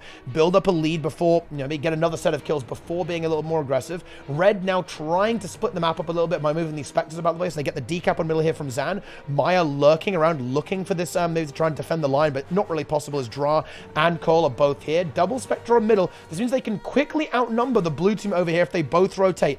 Are they going to be able to do that, though, as Cole will be able to move quite quickly as well? The Spectre's kind of staying on mid, both of them, weirdly enough, actually. They're not really doing anything right now. They need to find some way to get value. It looks like they're just going to try and 1v2 Cole, and Cole may be overstaying his welcome here a little bit. Should be able to get this disengaged. Does get that, but gets hit by that juicy Scepter 3, taking very heavy damage. Gets the Elite off. That will be some very high damage reduction, allowing him to survive pretty well here, I believe. And now with the support of the Spectre, I believe Cole should be good to go. Has some defense left over, can maybe still, but never mind, actually. The Spectres leap on, and they annihilate that Gravity Well a little bit too much, and the kill is secured against the blue team, but they lose Xeon again on the other side of the map. The output, I've got to say, I think this Catalyst is just wrecking. I think they've got to kill Mia. Red team need to get rid of this Catalyst. There's so much damage output here. Look at this. Oh my god. Look at that output. Quickness is down. Hammer is spinning, and Enigma has been taken into the down state, and Cranox left very, very alone indeed. Now, red team, they do get a bit of value out of this because blue, very focused on that one, though. They end up giving away the full cap on middle, but with Cole coming back now and getting a good flurry of kills on the Dragon node, we should see blue team start to take a little bit of control. Let's see if they can get a bit of a stagger. They're looking for another kill here. The Revenant is just back. Ooh, and he's actually, yeah, he's going to come in. He almost greeted. Ooh, now he doesn't know. Yeah, Zan does go down, and that's exactly as Enigma respawns. That is a really bad stagger, and that might not be where it ends either, because Xeon's in trouble. That Hammer Catalyst just barreling down upon him, spinning around there. There's the deepest, and there is the kill. Jaina gets the stomp. Double Elementalist gameplay coming through. Cranox in trouble. Yeah, and he dies too. Ooh, that's a big stagger. However, red team do get map control, and there's not much of an answer to these Spectres, really, from blue. They might just lose to Thief, okay, in a way, right? Like, Thief might auto-win them the game. That could easily happen. Enigma tries to kill Mio. Ooh, Mio in trouble there. Zan going up for that kill there as well. It's going to be hard, so I gets that. Look at that barrier output from Hammer and that Earthen Augment. But I think it's not going to be enough. Nope. Whoa, he died fast. Holy shit. Yep, he's dead. And red team now have sides. But again, they do lose this player. Maya gets blown up by Cole and Asu. Can't hold that 1v2. But a lot of players on red are dead here. A lot of players. Despite Mio falling, Cranox, Maya, and also Xeon were taken out there. Slowly making this game a little more competitive, but blue team got the sword buff, and that sword buff, well, Mio didn't get it because he was actually dead, actually. I was going to say that would be terrifying if he did get it, but he actually didn't. He's going to go for the jump. Oh, gets the leap there with the crashing font. Gets up onto that terrain there without having to use lightning flash or moving around. And blue now have that double cap. They're playing a little safe here. They're waiting for red to push in. Here they come. The fight about to start up now. Cronox and Zing about to move in. But I do think that red needs to recognize they got to get rid of this catalyst. Just look at that damage. 6k crit there. Absolutely destroying. They need to focus down and eliminate. And now it's actually a little bit difficult. There's a lot of projectile hate in this. So there's a lot of magnetic aura coming out from the Tempest here. And that will cause problems, actually, because that will reduce the effectiveness of a lot of projectile attacks at taking out Mio. Of course, Mio can himself apply a lot of magnetic aura to himself using a mutable stone. Of course, comboing with his earth fields. Or rather, comboing while in earth attunement can be incredibly potent for him there. No Necro meta. Well, I mean, Harbinger is still very strong, so there is going to be a Harbinger meta situation. Zeon trying to 1v1 into Asu here. Has to port away. Might get this kill, and does get that kill. That's a nice 1v1 for the red team, actually. That's very, very good. Eliminating one player and generating a full cap. Now they need to win this fight on mid, though. They need to find some way, but they can't because Enigma is already down. It just seems that there's just too much damage here. Like, the DPS output from blue is just too much. The support god cannot heal all of it, and there's not enough counter pressure. They're really struggling. I think that we need to see red team adapt their strategy. They're going to have to try and play 3 nodes. I don't think they can take these fights. It hasn't worked for them a single time so far. They're now going to try and shut down Mio here as much as they can, but no, they've got to leave it. Zan gets destroyed by a massive power and condition damage burst. He's moving to this other node, and we'll be able to contest it, but it's tough. It is tough. Quickness down, hammer spinning, nerfs can't stop it. Ellie's winning. I like that. That is very good. We got to add that. We got to add that as a, I'm going to add that as a command there, actually, guys. Right, add command LE2. There we go. LE2 is now that. Red get this nice decap, and they do kill Mio, so blue may be slightly out-rotating themselves there a bit by leaving. However, they are able to neutralize these points and contest all 3 of them. However, if blue loses too many players, they can still lose this game, right? It's not a done deal yet. It's still 70 points in it, so a very, very intense matchup here. Red going for this kill. Can they get this kill? They should easily get that stomp. They do. They're actually going to go for a bleed here. No chance of that getting revived. Can they get a second node? That's what they need. Second node wins them the game. Bear that in mind. It would be very close, actually. But yeah, they will still win with a double cap. A few more kills, and they will put themselves into a winning position. Can they do it? There's the cap. Draw. Ooh, if he dies, that's scary. He has full shroud. 34,000 shroud, guys. That's pretty good. That is pretty good. Okay. Well, he's still very pressured here, actually, and they aren't able to break through. Blue looking for a vulnerability. They don't find it. Mio disengages. There we go. Zan now back in the mix. But he's getting heavily pressured. Has Shroud, drops out of Shroud now, though. And here comes one of those big fights. This is where things could easily fall apart for red, and well, it kind of does. Signet, is it going to land? It does. Wow, it almost got cleaved out, but it does just barely land. I like this from Zan. I think this is the play. Try to disengage the fight. Try to force them to not go head on, because that's what is causing red to lose. That is actually a huge decap. Oh, they aren't going to be able to hold this, though. They weren't able to respond to Dra. Dra gets that decap. They still have the middle node lockdown, and they kill Mio. Yeah, this is exactly what red team needs to do. They're trying to force these slightly more scuffed fights about the map rather than focusing in on one giant fight, and that is how red can win. It's just 40 points in it right now. 3 minutes left over. Zeon is here, will be supported now by Cronox. If blue team can get this kill, they can probably secure themselves a victory in this game. At this point, even a single death can spell disaster for one roster. Zeon in a lot of trouble. Can he somehow survive? Has Shroud can use the mobility there. It's getting healed up a good amount, but he's only got 600 HP left over. Oh, he's holding as best as he can. He gets the evade. He gets his heal elixir. Oh, that's a brilliant hold by Zeon. Can they get this fight? They need this cap. Oh, they can't give up mid, though. And Maya 1v2. Oh, she's in a lot of trouble. has no wells, goes back on there to contest, and now that Zan is here, they can actually start to hold this 2v2, but they're going to start to need that third node now almost. They've got to win this fight over here very, very quickly. They do have the outnumber, but actually they're getting outnumbered on middle. If the secret goes through, that might be enough to make blue team win. I think that may have been the master stroke, getting them to the semi-finals here in the monthly automated tournament. I don't think that red can do much. They do manage to clean up that fight, but they need to neutralize the dragon, and it looks like they can. Oh, I may have spoken too soon. Maya gets the decap. Zan does die there, though, and that makes holding mid, because they can't give up mid either. That makes it really, really painful. Charming Jane is still alive here for the support, and Kranox just gets completely demolished by how much damage output there's. I think Enigma's going to go down as well. Yep, he can't hold on, and that is going to be game. Just the 5 points are going to be a disaster. Yeah, and we see Xeon going to go for the hole, but on Harbinger, he cannot do that. There's going to be a Spectre moving in to try and help out, but they can't even die, right? Like, 5 points almost loses them the game. This would have to be the most ridiculous miracle hold I have ever seen. Can they do it? Zan is here, but Zan is down. Kranox and Enigma are coming back, but no, 2 kills end the game. All they've got to do is finish that, and this game ends. There it is. So, actually surprisingly close. We have Kranox actually nearly making it, right? Okay. Well, I think this is going to be the better game here. I think that... yeah, no, I think Dra's comp. I mean, like, the Dra team is very skilled, but their comp is probably not going to work very well into the Worms. In fact, it definitely isn't going to work very well into the Worms, okay? It's going to be low effectiveness, a low win rate, shall we say. Whereas this one, a bit more standard. Yeah, we have Ultra's Knob here.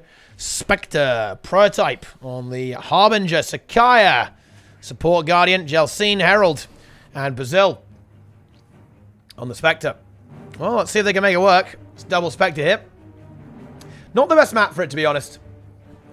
You know, we kind of saw this in the first round. Didn't really work out so well for fishing for gizmos then, and I don't think it will really work terribly well for the red team now. They actually do get the initial cap. Zan already starts pushing over towards this Harbinger. Towards this Spectre, and I think we'll slowly force this Spectre away. Of course, the Spectre can certainly hold its own pretty effectively, but yeah, like the amount of node pressure that Zan is going to have access to here with the Mechanist is probably going to be a little bit too much.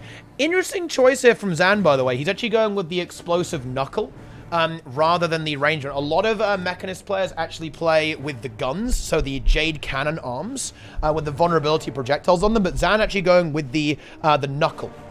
Not only stacking might on himself, which of course actually is going to heal himself a little bit with compounding chemicals. It will also make him do more damage, right? It's a slightly more offensive build with that might stacking. And you also see that with the actually, I thought he was actually playing Sigil of Courage, but he actually changed it to Transference now as well, actually. Some big healing output on the mech, of course, right? So the mech is able to sustain itself quite well, and his teammates, should they be nearby.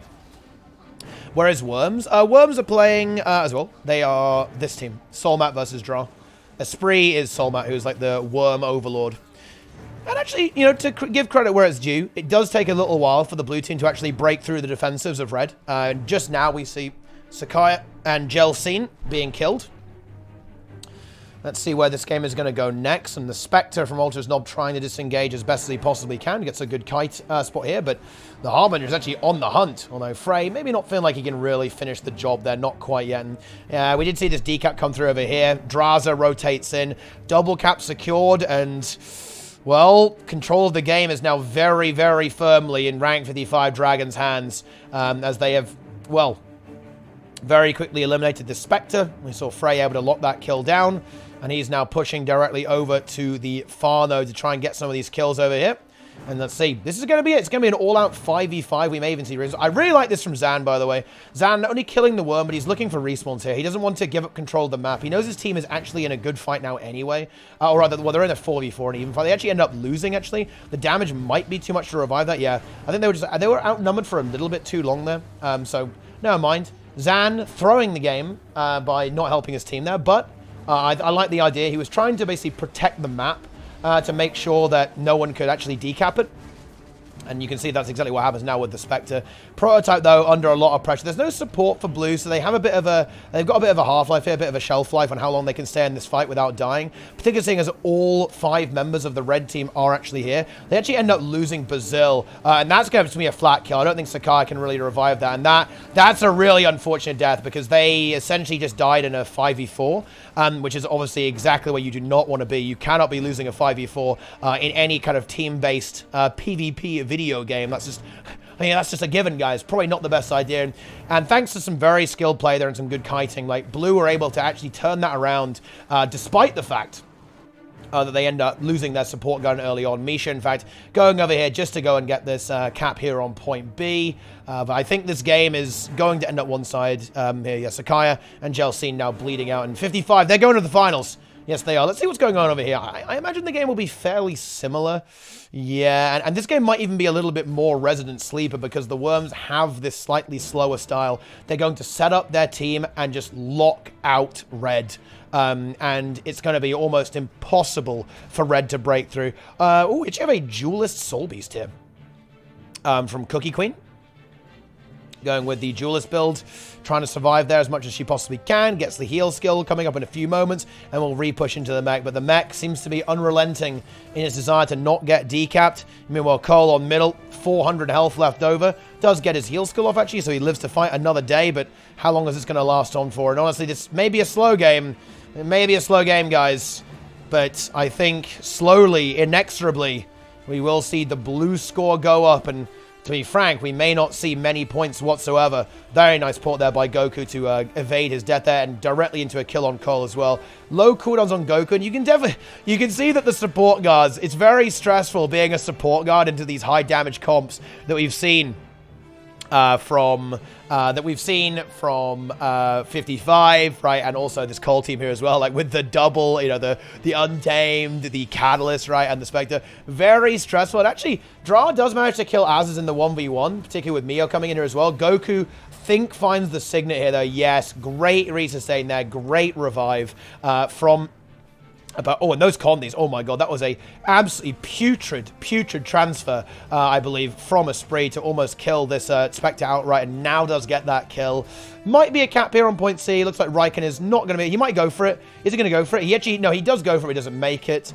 So they are actually going to get some points here, but again, this is very, very, very hard, I think, for the red team to really get too much done here. Cole in trouble. Oh, falling damage. Oh, nice. And I guess falling damage actually would have been good there, although the stomp will come through from Sin anyway. Oh, no, it doesn't actually. A juicy water glyph revival. You love to see that, guys. You really, really do. Fantastic content. Fantastic gaming. Oh,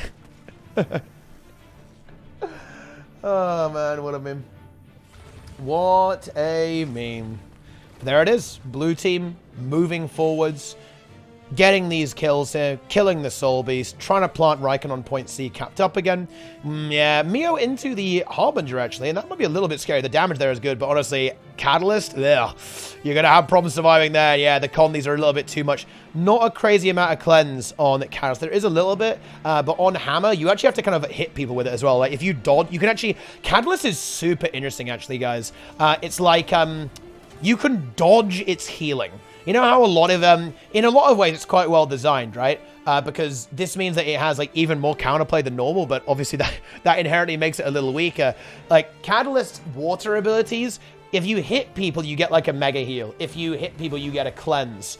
And the more targets you hit, the more you cleanse, right? So if you're able to, you can actually dodge its sustain, which is very interesting. There aren't a lot of builds like that operate like that in the game. And to be honest, I think more builds probably should. A lot of sustain in Guild Wars 2 ends up being pretty interactive, right? You know? It's a pretty, it's a pretty uninteractive thing. Yeah, Warrior was like this, right? Warrior was like this with Adrenal Health, because you could, the key to fighting a Warrior was dodging the Berserk abilities, specifically to not let them activate Adrenal Health. But this is good, right? Because it means that it actually has a lot of counterplay to it, right? Whereas a lot of builds sustain, it's very passive, right? Like, it's not active sustain, it's very passive sustain and passive healing that doesn't require an interaction from the other party. I think Core Guardian is probably like the biggest, perpetrator of this, right? There you go. There you go. Then ArenaNet nerfed it. Well, ArenaNet nerfed it, yes. But they also made a lot of other things very, very OP. Worldbender is interactive. That's true. Worldbender is interactive too. If you know the way the Worldbender F2 works, right? And of course the heal skill as well. You can just try to. It's like full counter, right? Warrior heal signet died, so mech heal signet could live, dude. The mech heal signet is so fucking putrid, man. Because it's actually worse than even when healing signet was really annoying to play against. Because look at this, guys. You get it permanently, so you can use it every 30 seconds with high alacrity uptime for the heal, which is really strong, by the way. It's like a 5k heal, which is really good. And you never lose the pulse because of the fucking J drive, man. It's goddamn putrid, dude. Hello, Lisa. How you doing? Red team get themselves a node here, but they're going to lose their Soul Beast. And very pressured. You can see here the Spectre not really having a good time over here. They can't really engage this encounter very well. The Worms, they're here to fight. They're here to lock this down and get to the finals. And they're going to have a serious fight on their hands, though. Like, they have got to have a plan now. This is semifinals. Correct, Desmond. This is semifinals right now. They need to have some kind of plan, right, to make this work. We don't know exactly what that's going to be, but they need a plan to counter this burst composition. Oh, yeah, and actually, I think, well, Red Team, I see a DC. Oh, we're going to see the relog to a Mechanist, I believe, from Asun. Not a disconnect, that's the name of her Mechanist. So we're going to see a bit of a switch up to see if they can make it to the finals and make it through one more game. Of course, that will kill the player. They'll be able to respawn fairly shortly, but I think it's a little bit late, to be honest, guys. Let's say on Connie PvE. Yeah, actually really good on Tempest, right? Really strong on Tempest for the exact same reason that we just described there in PvE. Connie Tempest, underrated build. True. All right, then. I mean, I don't know what to say, guys. You know, I could try and make up some fake hype, but I can't. This game is fucked. I don't really see... Oh, they killed Goat. Dude, the only MVP here, the big juicer, Mio. Look at him just blast. Holy shit. Look at this pumper. Look at this Giga Chad gamer. He's like, you know what, dude? I play Hammer Catalyst. I'm just going to do it, and you can't stop me either. Unfortunately, even his almighty onus will not be enough to carry this game.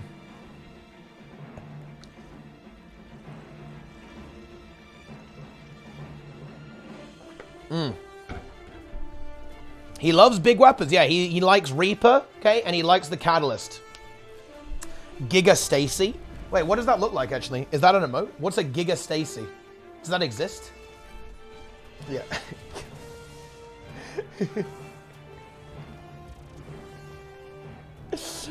Oh, man. But there you go. As is. All right. In that case, guys, we're going to use this part of the game. What do you guys think is going to happen here? Who is going to take it, guys? Is it going to be the French Worms, or is it going to be rank 55 Dragons? Let's get this going right now, guys. Let's get some predictions. Mods, activate the prediction. Let's get it going. Get ready to bet your channel points. Spam some copy passes in the chat to support your favorite team and bet all of your channel points on who is going to make it. Exclamation mark Worms in the chat. Exclamation mark 55 in the... Wait, what is it? Is it 55? I don't know what it is. Wait. Oh, no, wait. What, is it Dragons? I don't know. I can't... They have one. I don't know what it is, but who knows. Just spam it anyway. Predict the finals. This game ends. 55 make it. GG called there by Bazil. Off-dream leader. And the final game over here with the Worms. But let's see what it's going to be, guys. Who is going to make those predictions? Bet now. Let's show it on the stream. Here we go. So, monthly... Oh, wow. People not feeling good about the Worms right now. 400k to 34k. People not feeling good about this. Not feeling good at all. Wow, wow, wow, wow, wow. Ah, yes.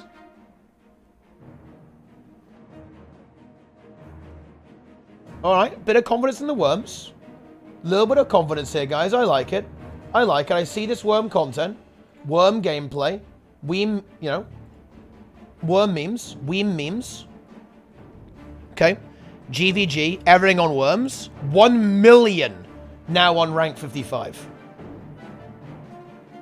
I'm all in on worms. Okay. I see. Yeah, no, guys, the commands have a cooldowns. You need to spam, okay? What you need to do is you need to spam the copy-paste, right? It's Legacy. Legacy of the Foe Fire. Monthly AT. Grand Finals. Here we are. And here is going to be the final set of players. The final decisions on the red team. It's going to be the ultimate big worm, Esprit on Harbinger. Rune of Awe, carrying Amulet, Intelligent Sigil, Energy on the staff, with Misery and Exposure on Scepter. Dagger, massive Torment duration, even more condition transfer, loads of weakness, loads of corrupts, all that fantastic stuff there. And here, with Azaz, it's going to be the Vindicator, Great Sword, Rune Divinity, and Berserker Amulet, Salvation, Invocation, and Vindicator here with Shiro and Alliance stance. Goku, Support Guardian, normal build. This is like the least surprising build ever, right? This build has been the same for like a year now. Still going strong, still looking good. Avatar Amulet with the Rune of the Soldier, Energy Transference, all that good stuff. Sin maybe hiding the build, or maybe just relogging to another thief here. Riken with the Mechanist, with Energy and Cleansing, Sanctuary Demolisher Amulet, Inventions, Alchemy, and Mechanist. Going again with the Weakness Arms, not the ranged hands, just like Zan over here too. Zan, Mechanist, same build. You've already seen that one. Blah, blah, blah. Avatar Amulet, not Demolisher, in fact. So going for a bit more healing output on this particular build, going with the Sigil of Transference being brought into the mix there as well. So just a little bit more healing oriented, soothing detonation for you, because it's actually procs on you use your mech skills. You get healing on that, even AoE too. So plenty of value there to be had. We have the Untamed from Boyce. Here it is, Berserker with Dolyak. And we have Draza, Willbender, Marauder, and Divinity. There we go. Harbinger from Frey, same as Esprit, and Misha, the Master Disaster on Support Guard. So the thing that this comes down to, this is what this comes down to. Have the Worms figured out a counterplay? Have they figured out the rotation? Oh, Sin goes for the Spectre, actually. Condi Spectre. He's actually given in. He's not a big fan of this build. He obviously prefers power. He's always been a very power-oriented player, but he's going to go Condi. That is a significant change here, actually. Will that actually help there? Will that tip the balance? Let's find out. Worms get mid. They certainly find a good opener here. Now let's see how they do in these fights. Vindicator Azaz locked into Zan. But Goku, oh my god. The damage on this Support Guardian is just absolutely insane. And Esprit so precious as well. Can they kite this out? Can they survive? Goku has got nothing though. He's got health right now, but if that health goes away, he is fucked. And look at the output here. The damage, the cleave from Zich onto Goku, and he is annihilated, eviscerated into oblivion. I think the red team here, they're going to have a very hard time fighting. Fucking asses. Dude, the minecart. Grouch, can we nerf the minecart real quick? We might... Minecart. Because the reason he's doing this is because he's trying to not get knocked out of this arena, right? Like, he's worried about the Mechanist knocking him back with Shield 4, so he's just doing that to avoid that. Signet onto Sind. Does it land? It does, of course. Blue team have a tough time interrupting Signet if there's stability, because, of course, they do have, you know, they have no Thief on the blue team. There you go. Oh, Zich, it's Draza. Right, okay, one day I'll get them to use their real names. It's Draza. Okay, and Riken, oh, that's a big burst there. The Willbender comes in. Shift Signet saves Riken for now, but Draza is not done. He wants to get that kill. They want that mech to go down there. The damage is good. The healing is solid, though. The sustain is coming through. Goku is here as well, trying to get that healing onto Riken. The damage is absolutely massive. Big pull there as well from Riken, and Riken is going to be eliminated. There's no Signet this time. That can't be revived, and blue team, they keep finding these kills. They keep finding this damage output.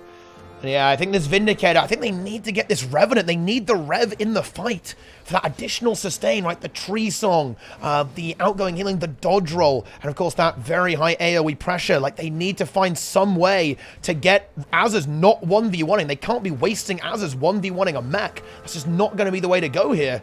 And blue team, they're taking a big lead here. They're going to grab the second node here as well. Zan #1 Simp, aka Boyce, capturing the waterfall there.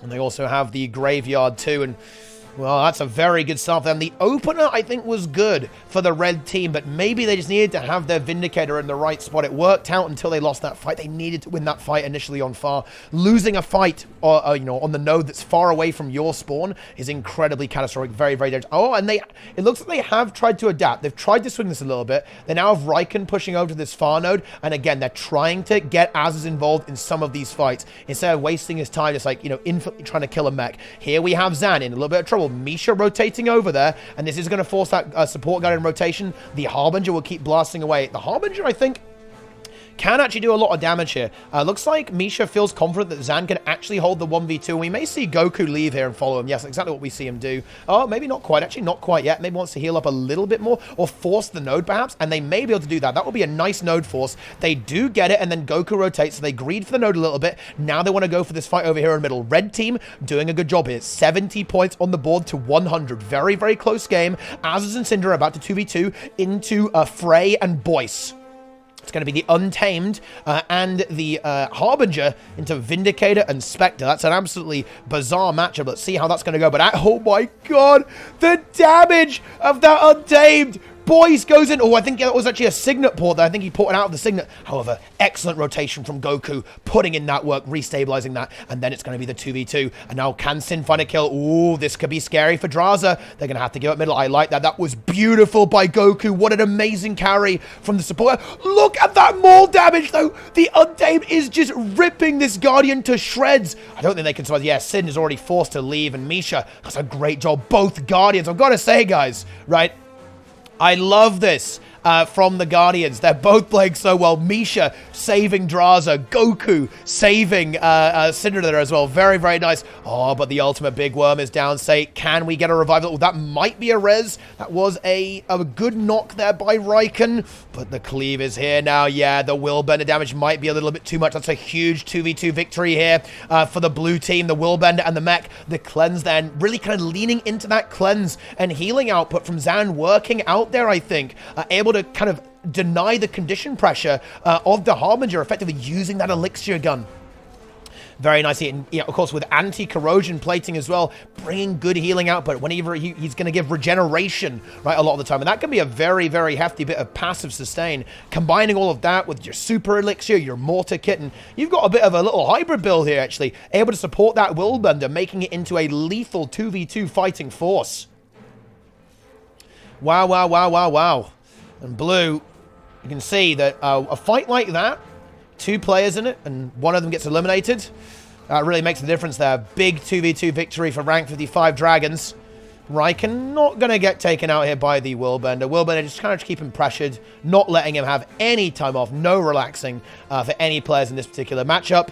Oh, very slow fight over here. Nothing really happening for a long time. Vindicator here into Frey, 1v1. Very, very stale there. I think that's going to be incredibly slow. Both specs pretty tanky. And the Worms just looking for an opening. They've certainly handled this a little bit better than their previous matchup. But now they've got to try and control these nodes. Zan is now in trouble. And yeah, the Spectre and... the Spectre is a little bit too much there. But Boyce nearly manages to get these kills. They're very, very pressured there. But they do manage to finally kill Zan. Harbinger and Spectre breaks through that mechanism very, very well. Now let's see what they can do next.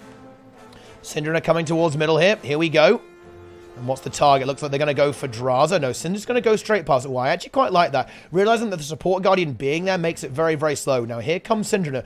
Can we see a kill onto Frey? But look, I love this. Misha, look at this, guys. This is what you got to do. He immediately notices the +1. He's already moving, and he's already here. He'll be able to resustain Frey, keep him alive very effectively. That is what we like to see there. Very nice play here from Misha. This is textbook support gameplay from the Master of Disaster. He's going to, again, follow the thief, go back to middle here. It's a small map, right? It's a small map, so obviously it does allow him to do that fairly easily. And that damage on this Untamed. What is going on here, guys? This is ridiculous. I want to see some of these numbers. I'm just going to watch Boyce for a bit, guys, because these numbers are ridiculous. Oh, my God. Oh, dear, oh, dear, oh, dear, oh, dear. Put that in combination with the Willbender, and you do not survive. It is just too much damage. Massive combo there. Draza and Boyce bursting in unison. And all of a sudden, Goku and Esprit just get dissolved. It's not over yet. I think it's important to recognize that. This is definitely a game where they could come back. And certainly 55 putting on an incredibly strong performance here. I want to see some more Untamed numbers. Here he comes. Oh, here he comes. Let's go. What do we got here? Boyce looking for Riken, I think. Ready to pounce. And there it is. Oh, doesn't actually quite manage to connect that time. But still has that maul available. Going to go for some AoE damage with that barrage. Let's see, what's going to be the next move? Yeah, that projectile block. Very handy as well, right? Like, that's also very great in this meta. Projectile destruction in general, just a very useful piece of utility to have. And, dude, I picked, like, the one fight where Boyce hasn't quite been able to connect super well so far. But now let's see if that's about to change on to Goku. 5k crit with a 1k lifesteal. And into that, that's what's a lot of DPS. And here comes that Greater with the Boon Rip. The Boon Rip is massive. Goku in a bit of trouble. And there's the port. Here's the follow-up into these crits. Goku survives that. I believe that was the Spectre Trade. But no, it is too much. 4v1 demolition there from Draza. Okay, Frey, Misha, and Boyce, and it is just absolute bloodbath. It is so much DPS, so the output is massive. Red team still have that waterfall node, and this is where, like, not having a thief, I guess, is a little annoying. You can't really just quickly deal with that node, but they don't need it when they're winning fights just like this. The damage is absolutely insane. It really is. It's going to keep on with this fight. Red team, if they can get a double cap, if they can somehow get a double cap, get a few kills, they can make this work. Goku now back, and the red team, the Worms, did do a very good job of surviving and not dying while they wait for their support to come back. But, oh, man, look at this DPS output here. This is very, very scary indeed. This is a bit tricky. Let's see what's going to happen here. Looks like Zan is just, like, they're just AFK on mid with no mechs even enabled right now.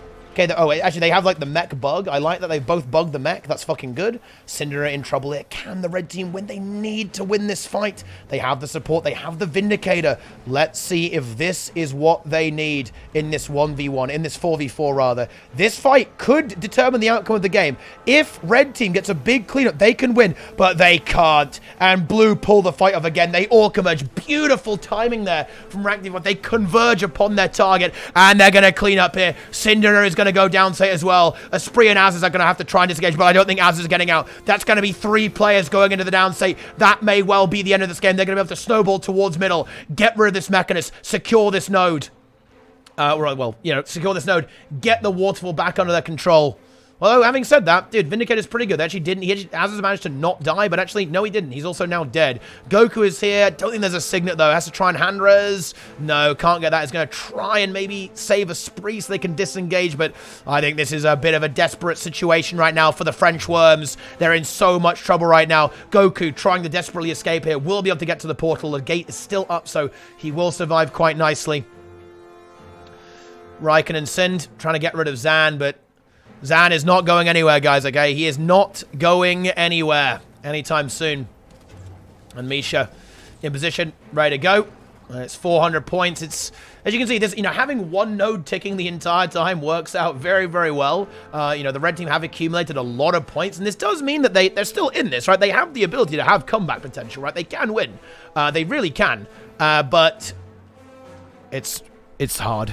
It's very, very difficult, I'm afraid, for the red team. Again, let's see if they can clutch this fight. Like, any one of these fights could turn it. If they can actually clean up, and they looks like they might be able to find Frey. Frey in trouble. Frey's going to go down. Is there a Siphon? There's no Siphon, so Misha can Signet this. Okay, and actually does so immediately. Very nice Signet there from Misha. Had it precasted even, actually. And Sind, he took a lot of damage during all of that. That range is sniping away. Sind trying to go for the reason. Can they then kill Frey again? They're going to go for him. Can they make it work? This could be a comeback. Here we go. But no, oh, look at the pressure onto Goku.